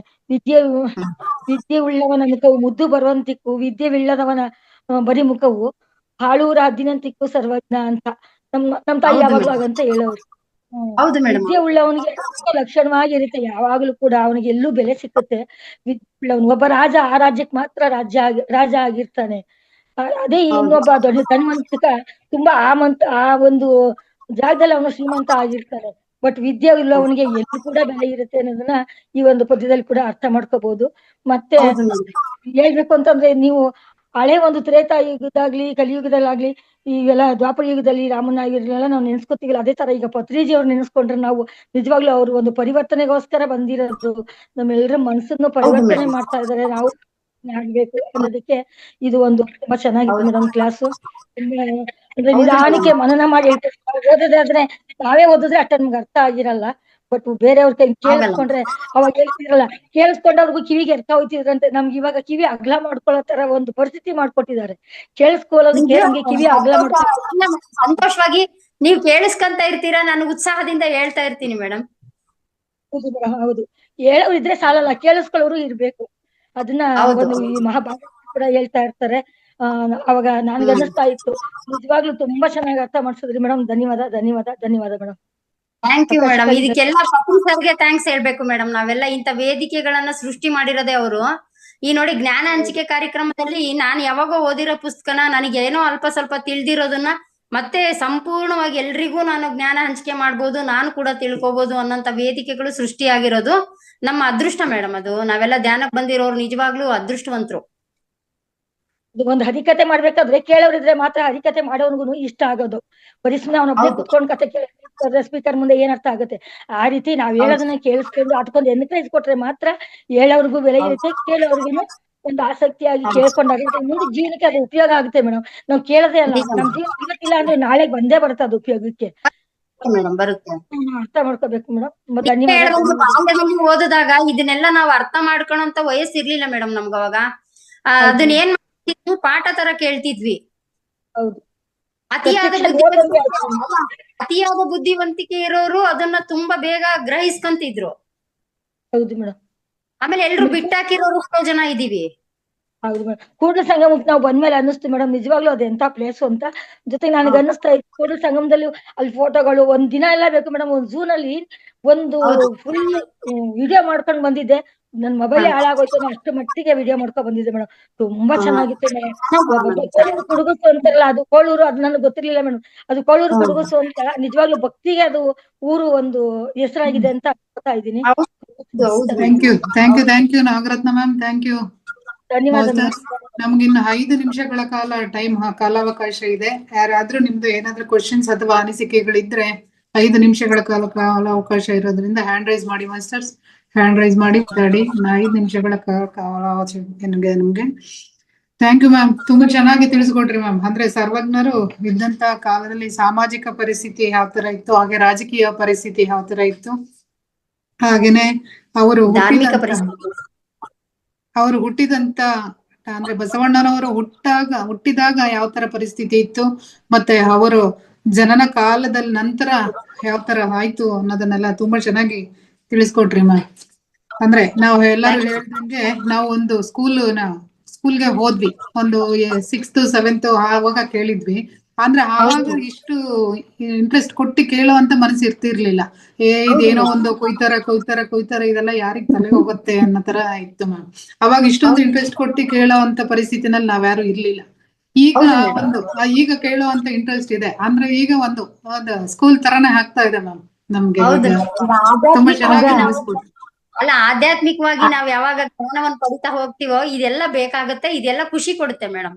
ಹೌದು ಮ್ಯಾಮ್, ಹೌದು. ಅಂದ್ರೆ ಅವಾಗ ಇಷ್ಟು ಇಂಟ್ರೆಸ್ಟ್ ಕೊಟ್ಟು ಕೇಳ್ತಾ ಇರ್ಲಿಲ್ಲ. ಯಾಕಂದ್ರೆ ಬಸವಣ್ಣವ್ರದ್ದು ಅಕ್ಕ ಮಹಾದೇವಿ ಅವ್ರದ್ದೆಲ್ಲ ಇರೋದು ಏನೋ ಒಂದೆರಡು ಎಕ್ಸಾಮಿಗೆ ಬರುತ್ತೆ ಅಂದ್ರೆ ಅದೊಂದೆರಡು ಯಾಕಂದ್ರೆ ಅವಾಗ ಕೊಡ್ತಿದ್ರು ನಮ್ಗೆ ಆಪ್ಷನ್ಸ್. ಈ ತರದ್ ಬರುತ್ತೆ, ಈ ತರದ್ ಬೈ ಹಾರ್ಟ್ ಮಾಡ್ಕೊಳ್ರಿ ಅಂತ ನಮ್ಗೆ ಹೇಳ್ತಾ ಇದ್ರು. ಸಬ್ಜೆಕ್ಟ್ ಎಲ್ಲ ಎಕ್ಸಾಮ್ಗೆ ಯಾವ್ದು ಬರುತ್ತೆ ಅಂತ. ಅವಾಗ ಏನ್ ಬರುತ್ತೆ ಅದೊಂದೆರಡನ್ ಬೈ ಹಾರ್ಟ್ ಮಾಡ್ಕೊಂಡ್ಬಿಟ್ಟು ಎಕ್ಸಾಮ್ ಅಲ್ಲಿ ಬರ್ಬಿಡ್ತಿದ್ವಿ ನಾವೆಲ್ಲ ಆವಾಗ. ಆದ್ರೆ ಇವಾಗ ತುಂಬಾ ಚೆನ್ನಾಗಿ ಇಂಟ್ರೆಸ್ಟ್ ಇಂದ ಕೇಳೋ ತರ ಹೇಳಿದ್ರಿ ma'am. Thank you ma'am. Thank you. ಅದೇ ನಾನು ಅದೇ ಹೇಳ್ಬೇಕು ಅನ್ಕೊಂಡೆ. ಎಕ್ಸಾಮ್ ಬರಿಬೇಕಲ್ಲ ಅಂತೇಳಿ ಓದಿ ಬರಿತಿದ್ವಿ ಅಷ್ಟೇನೆ. ಇಷ್ಟೆಲ್ಲ ಹೌದು. ಇಂಟ್ರೆಸ್ಟಿಂಗ್ ಆಗೆಲ್ಲ ಕೇಳ್ತಾ ಇರ್ಲಿಲ್ಲ. ಹೌದು ಮೇಡಮ್. ಎಸ್ ಹಾ. ಮಂಜುನಾಥ್ ಸರ್ ಮಾತಾಡಿ ಸರ್, ಅನ್ಮಿಟ್ ಮಾಡ್ಕೊಳ್ಳಿ. ಹಾ ನಮಸ್ತೆ ಗೀತಾ ಅಂಚಿನವಳ ಮೇಡಮ್ ಅವರೇ ಮತ್ತು ನಮಸ್ತೆ. ಎಲ್ಲ ಮಾಸ್ತರ್ಗಳು ಕೂಡ ಎಲ್ಲ ಅಮೃತಾತ್ಮಗಳಿಗೆ ಆತ್ಮಪೂರ್ವಕವಾಗಿರ್ತಕ್ಕಂಥ ನಮನಗಳನ್ನ ಹೇಳಲಿಕ್ಕೆ ಬಯಸ್ತಾ ಇದ್ದೇನೆ. ಪ್ರತಿಯೊಬ್ಬರಿಗೂ ಕೂಡ ಒಂದು ಇತಿಹಾಸ ಇರ್ತದೆ. ನಮಗೂ ಒಂದು ಇತಿಹಾಸ ಇದೆ, ನಿಮಗೂ ಒಂದು ಇತಿಹಾಸ ಇದೆ. ಇವತ್ತಿನ ಕರ್ನಾಟಕ ರಾಜ್ಯದ ರಾಜಕಾರಣಕ್ಕೂ ಒಂದು ಇತಿಹಾಸ ಇದೆ.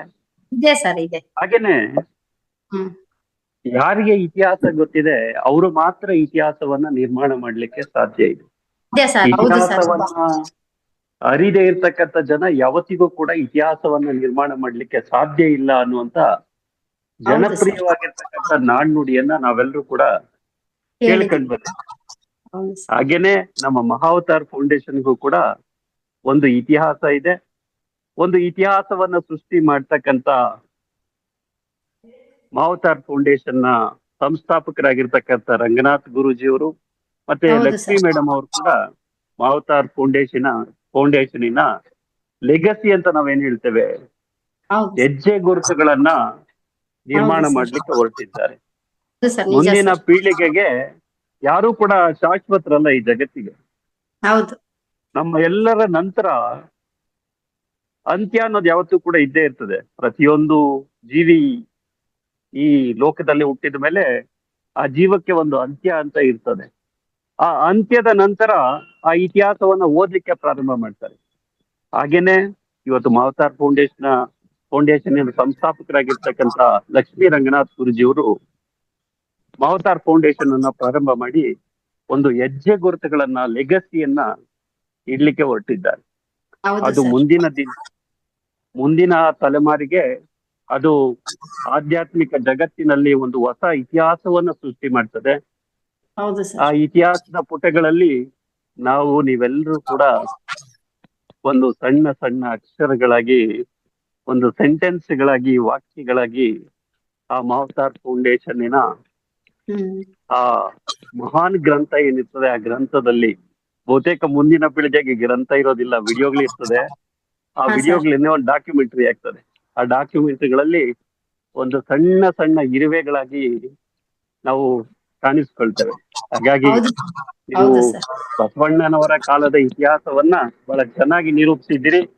ನಾನು ಕೂಡ Thank you. ಇನ್ನು ಬಹಳಷ್ಟು ವಿಚಾರಗಳನ್ನ ಇತಿಹಾಸದ ಬಗ್ಗೆ ಹಂಚಿಕೊಳ್ಬೇಕಾಗಿತ್ತು. ಯಾಕೆಂದ್ರೆ ನನ್ನ ಅತ್ಯಂತ ಪ್ರೀತಿಯ ವಿಚಾರ ರಾಜ್ಯಶಾಸ್ತ್ರ ಮತ್ತೆ ಇತಿಹಾಸ. ಹೌದು ಪದವಿ ಸರ್. ದಿನಗಳಲ್ಲಿ ಬಹಳ ಚೆನ್ನಾಗಿ ನಾವು ಇತಿಹಾಸವನ್ನ ಅಧ್ಯಯನ ಮಾಡ್ತಾ ಇದ್ವು. ಹಾ. ಮತ್ತೆ ಮಕ್ಕಳಿಗೆ ಪಾಠ ಮಾಡುವಂತ ಸಂದರ್ಭದಲ್ಲೂ ಕೂಡ ಇತಿಹಾಸವನ್ನ ಬಹಳ ಚೆನ್ನಾಗಿ ನಾವು ಮಕ್ಕಳಿಗೆ ಪಾಠಗಳನ್ನು ಮಾಡ್ತಾ ಇದ್ವು. ಹಾಗಾಗಿ ಬಹುತೇಕ ಇನ್ನೂ ಸಾಕಷ್ಟು ವಿಚಾರಗಳನ್ನ ಇತಿಹಾಸದ ಬಗ್ಗೆ ಹಂಚಿಕೊಳ್ಳುವಂತ ವಿಚಾರಗಳಿತ್ತು. ಅದೇ ಸಮಯದ ಅಭಾವ ಇದೆ. ಇದೆ ಸರ್. ಒಟ್ಟಾರೆ ಒಂದು ಒಳ್ಳೆ ಪ್ರಯತ್ನವನ್ನ ತಾವು ಮಾಡಿದ್ದೀರಿ. ಹೌದು 11, ಸರ್. 12ನೇ ಶತಮಾನದ ಕಾಲಘಟ್ಟದಲ್ಲಿ ಬಸವಣ್ಣನವರು ಏನು ಈ ಸಾಮಾಜಿಕವಾಗಿರ್ತಕ್ಕಂಥ ಪಿಡುಗುಗಳ ವಿರುದ್ಧ ಹೋರಾಟವನ್ನ ಮಾಡಿದ್ರು, ಅದನ್ನ ಮರಿಲಿಕ್ಕೆ ಸಾಧ್ಯ ಇಲ್ಲ. ಹಾಗಾಗಿ ಹೌದು ಸರ್. ಹ್ಮ್. ಒಂದು ಬಸವಣ್ಣನವರ ಕಾಲಘಟ್ಟದ ಬಗ್ಗೆ ಸಾಕಷ್ಟು ಮಾಹಿತಿಯನ್ನು ಹಂಚಿಕೊಂಡಿರ್ತಕ್ಕಂಥ ಗೀತಾ ಅಂಚಿನಾಳ್ ಮೇಡಮ್ ಅವ್ರಿಗೆ ಹೃತ್ಪೂರ್ವಕವಾಗಿರ್ತಕ್ಕಂಥ ಧನ್ಯವಾದಗಳನ್ನು ಹೇಳಿ ನನ್ನ ಮಾತಿಗೆ ವಿರಾಮ ಕೊಡ್ತೇನೆ. ಅವಕಾಶಕ್ಕಾಗಿ ಧನ್ಯವಾದಗಳು master. Thank you sir. Thank you sir. Yes ma'am. Ramesh sir, hand raise ಇತ್ತು, ಹ್ಯಾಂಡ್ ಲವ್ ಮಾಡಿದ್ದೀರಾ?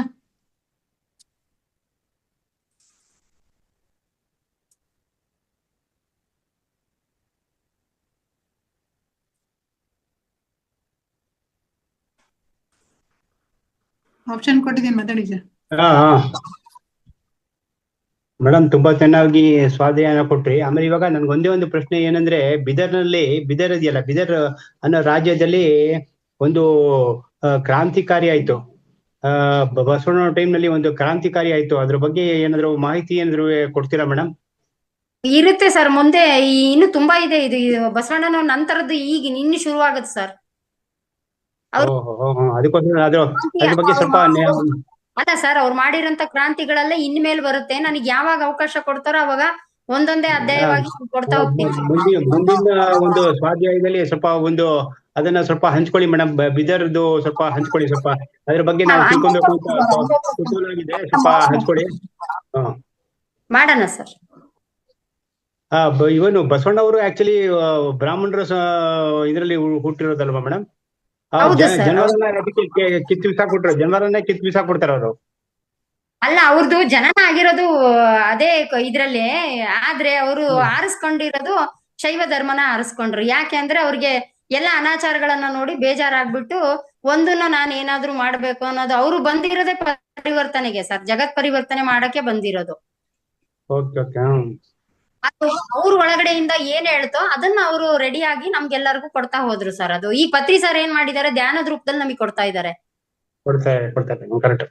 ಧ್ಯಾನ ಒಂದೇ ಸರ್, ಎಲ್ಲ ಈಗ ಏನ್ ಎಲ್ರಿಗೂ ಬೇಕಾಗಿರೋ ಧ್ಯಾನನೇ. ಆ ಧ್ಯಾನಕ್ಕೆ ಅಂತ ನಾವು ಬರ್ತೀವಿ, ಧ್ಯಾನದಿಂದ ಎಲ್ಲಿವರೆಗೂ ಹೋಗ್ತೀವಿ ಅನ್ನೋದು ನಮ್ಗೆ ಗೊತ್ತಿಲ್ಲ. ಅದೇ ಏನಂದ್ರೆ ಸತತವಾಗಿ ಮಾಡ್ತಾನೆ ಇರ್ಬೇಕು, ಮಾಡ್ತಾ ನಮ್ಗೆ ಉನ್ನತ ಮಟ್ಟಕ್ಕೆ ಹೋಗೋಕೆ ಒಂದ್ ಸಾಧ್ಯ ಆಗುತ್ತೆ ಅಷ್ಟೇ. ನೀವು ಹೇಳಿದ್ರೆ ಇಲ್ಲ, ಆಧ್ಯಾತ್ಮಿಕವಾಗಿ ಜ್ಞಾನ ನಮಗ್ ಬರ್ತಾ ಹೋದ್ರೆ ನಿಜವಾಗ್ಲೂ ಉನ್ನತವಾಗಿ ಜೀವನ, ಸಂತೋಷವಾಗಿ, ಈಗೇನು ಆನಂದ, ಆರೋಗ್ಯ, ಐಶ್ವರ್ಯ ಅಂತ ನಮ್ ಸರ್ ಹೇಳ್ತಾರಲ್ಲ, ಅದು ನಿಜವಾಗ್ಲೂ ನಾವು ಪಡಿತಾ ಇದೀವಲ್ಲ ಸರ್, ನಾವೇ ಆನಂದವಾಗಿ ಇದೀವಲ್ಲ ಈಗ. ಹೌದು, ಆನಂದವಾಗಿದೆ. Correct. Okay, thank you madam. Thank you sir. ಇನ್ಯಾವ್ದು ಹ್ಯಾಂಡ್ ರೈಸ್ ಇಲ್ಲ ma'am? Okay ma'am. Madam Vedavati ma'am, madam ಒಂದು ಧನ್ಯವಾದ ಹೇಳಿ.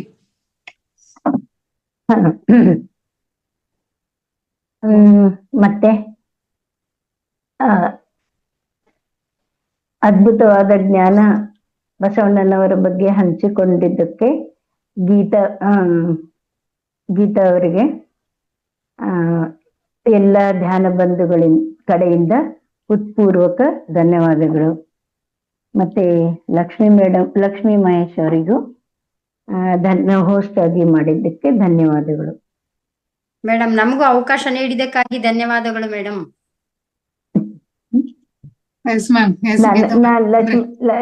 ಗೀತಾ ನಾಯಕ್ ನಟಿ ಅವರಿಗೆ ನನ್ನ ಕಡೆಯಿಂದ ಹೃತ್ಪೂರ್ವಕ ಧನ್ಯವಾದಗಳು. ನನಗೆ ಧ್ಯಾನ ಗೈಡ್ ಮಾಡೋದಕ್ಕೆ ಅವಕಾಶ ಕೊಟ್ಟಿದ್ದಕ್ಕೆ ಧನ್ಯವಾದ. ಆಯ್ತು ಮೇಡಮ್, ನಾವು ಕೂಡ ಅವರಿಗೆ ಧನ್ಯವಾದ ಹೇಳ್ತೀವಿ ಮೇಡಮ್. Yes ma'am. ಅಂದ್ರೆ ಬಸವಣ್ಣನವರ ಜೀವನ ಸಂದೇಶ, ವಿಚಾರಗಳು ಅನ್ನೋದ್ರ ಬಗ್ಗೆ ತುಂಬಾ ಚೆನ್ನಾಗಿ ತಿಳಿಸ್ಕೊಟ್ರಿ ಮ್ಯಾಮ್. ಇದು 3ನೇ ಕ್ಲಾಸ್ ಮೇಡಮ್? ಬಸವಣ್ಣನವರದು 2ನೇ ಕ್ಲಾಸ್ ಅಲ್ವಾ ಇದು? ಬಸವಣ್ಣ 2ನೇ ಅಧ್ಯಾಯ, 2ನೇ ಭಾಗ ಆಗಿದೆ ಮೇಡಮ್. ಇನ್ನು ಕೆಲವು ಭಾಗಗಳು ಮಾಡ್ಬೋದು. ನನಗೆ ಎಲ್ಲಿವರೆಗೂ ಅವಕಾಶ ಇರುತ್ತೋ ಅಲ್ಲಿವರೆಗೂ ನಾನು ಮಾಡ್ತೀನಿ madam. Okay ma'am. Thank you ma'am. Thank you so much ma'am. ತುಂಬಾ ಚೆನ್ನಾಗಿ ತಿಳಿಸ್ಕೊಟ್ರಿ ma'am. Thank you ma'am. Thank you so much. ಇದೇ ತರ ನಿಮ್ಮ ತರಗತಿಗಳು ನಮ್ಮ ವೇದಿಕೆಯಲ್ಲಿ ಬರ್ತಾ ಇರ್ಲಿ ಅಂತ ಕೇಳ್ಕೊತಾ, ನಿಮ್ಗೆ ನಮ್ಮ ಪರವಾಗಿ ಹಾಗೂ ನಮ್ಮೆಲ್ಲ ಮಾಸ್ಟರ್ಗಳ ಪರವಾಗಿ, ವೇದಿಕೆಯ ಪರವಾಗಿ ನಿಮ್ಗೆ ಹೃತ್ಪೂರ್ವಕ ಧನ್ಯವಾದಗಳನ್ನ ಅರ್ಪಿಸ್ತೀವಿ ma'am. Thank you ma'am. Thank you so much. Thank you madam. Thank you. Okay, thank you masters. ಅಂದ್ರೆ ವೇದಾವತಿ ಮೇಡಮ್ ಅವ್ರಿಗೂ ಸಹ ಧನ್ಯವಾದ ಅರ್ಪಿಸ್ತೀನಿ. ಅದ್ಭುತವಾದಂತಹ ಧ್ಯಾನವನ್ನ ಮಾಡಿಸಿದ್ರೆ ಮ್ಯಾಮ್ ತಾವು, ಹಾಗೇನೆ ಕೋವೋಸ್ಟ್ ಆಗಿ ಸಹ ಕಾರ್ಯವನ್ನ ನಿರ್ವಹಿಸಿದೀರಾ. ನಿಮ್ಗೂ ಸಹ ಹೃತ್ಪೂರ್ವಕ ಧನ್ಯವಾದಗಳು ಮ್ಯಾಮ್. ಹಾಗೆ ಮಾಸ್ಟರ್ಸ್, ತಾವೆಲ್ಲರೂ ಸಹ ಈ ಕಾರ್ಯಕ್ರಮಕ್ಕೆ ಹಾಜರಿದ್ದು ನೀವು ಸಾವಧಾನದಿಂದ ಸ್ವಾಧ್ಯಾಯವನ್ನ ವೀಕ್ಷಣೆ ಮಾಡಿದೀರಾ. ಹಾಗೇನೆ ನಿಮ್ಮ ಅನಿಸಿಕೆಗಳನ್ನ ತುಂಬಾ ಚೆನ್ನಾಗಿ ಶೇರ್ ಮಾಡ್ಕೊಂಡಿದ್ದೀರಾ. ಹಾಗಾಗಿ ಸಹ ನಿಮ್ಗೂ ಸಹ ಹೃತ್ಪೂರ್ವಕ ಧನ್ಯವಾದಗಳನ್ನ ಅರ್ಪಿಸ್ತಾ ಇದ್ದೀನಿ. ಹಾಗೇನೆ ನಮ್ಗೆ ಉನ್ನತ ಮಟ್ಟದ ವೇದಿಕೆಯನ್ನ ನಿರ್ಮಾಣ ಮಾಡಿಕೊಟ್ಟಿರ್ತಕ್ಕಂಥ ನಮ್ಮ ಲಕ್ಷ್ಮೀ ರಂಗನಾಥ್ ಸರ್ಗೂ ಸಹ ಧನ್ಯವಾದಗಳನ್ನ ಅರ್ಪಿಸುತ್ತಾ, ಹಾಗೆ ಅವರ ಸಿಬ್ಬಂದಿ ವರ್ಗದವರಿಗೂ ಸಹ ಧನ್ಯವಾದವನ್ನ ಅರ್ಪಿಸುತ್ತಾ ಈ ಕಾರ್ಯಕ್ರಮವನ್ನ ಸಂಪನ್ನ ಮಾಡ್ತಾ ಇದೀವಿ masters. Thank you so much master. Thank you madam. Thank you.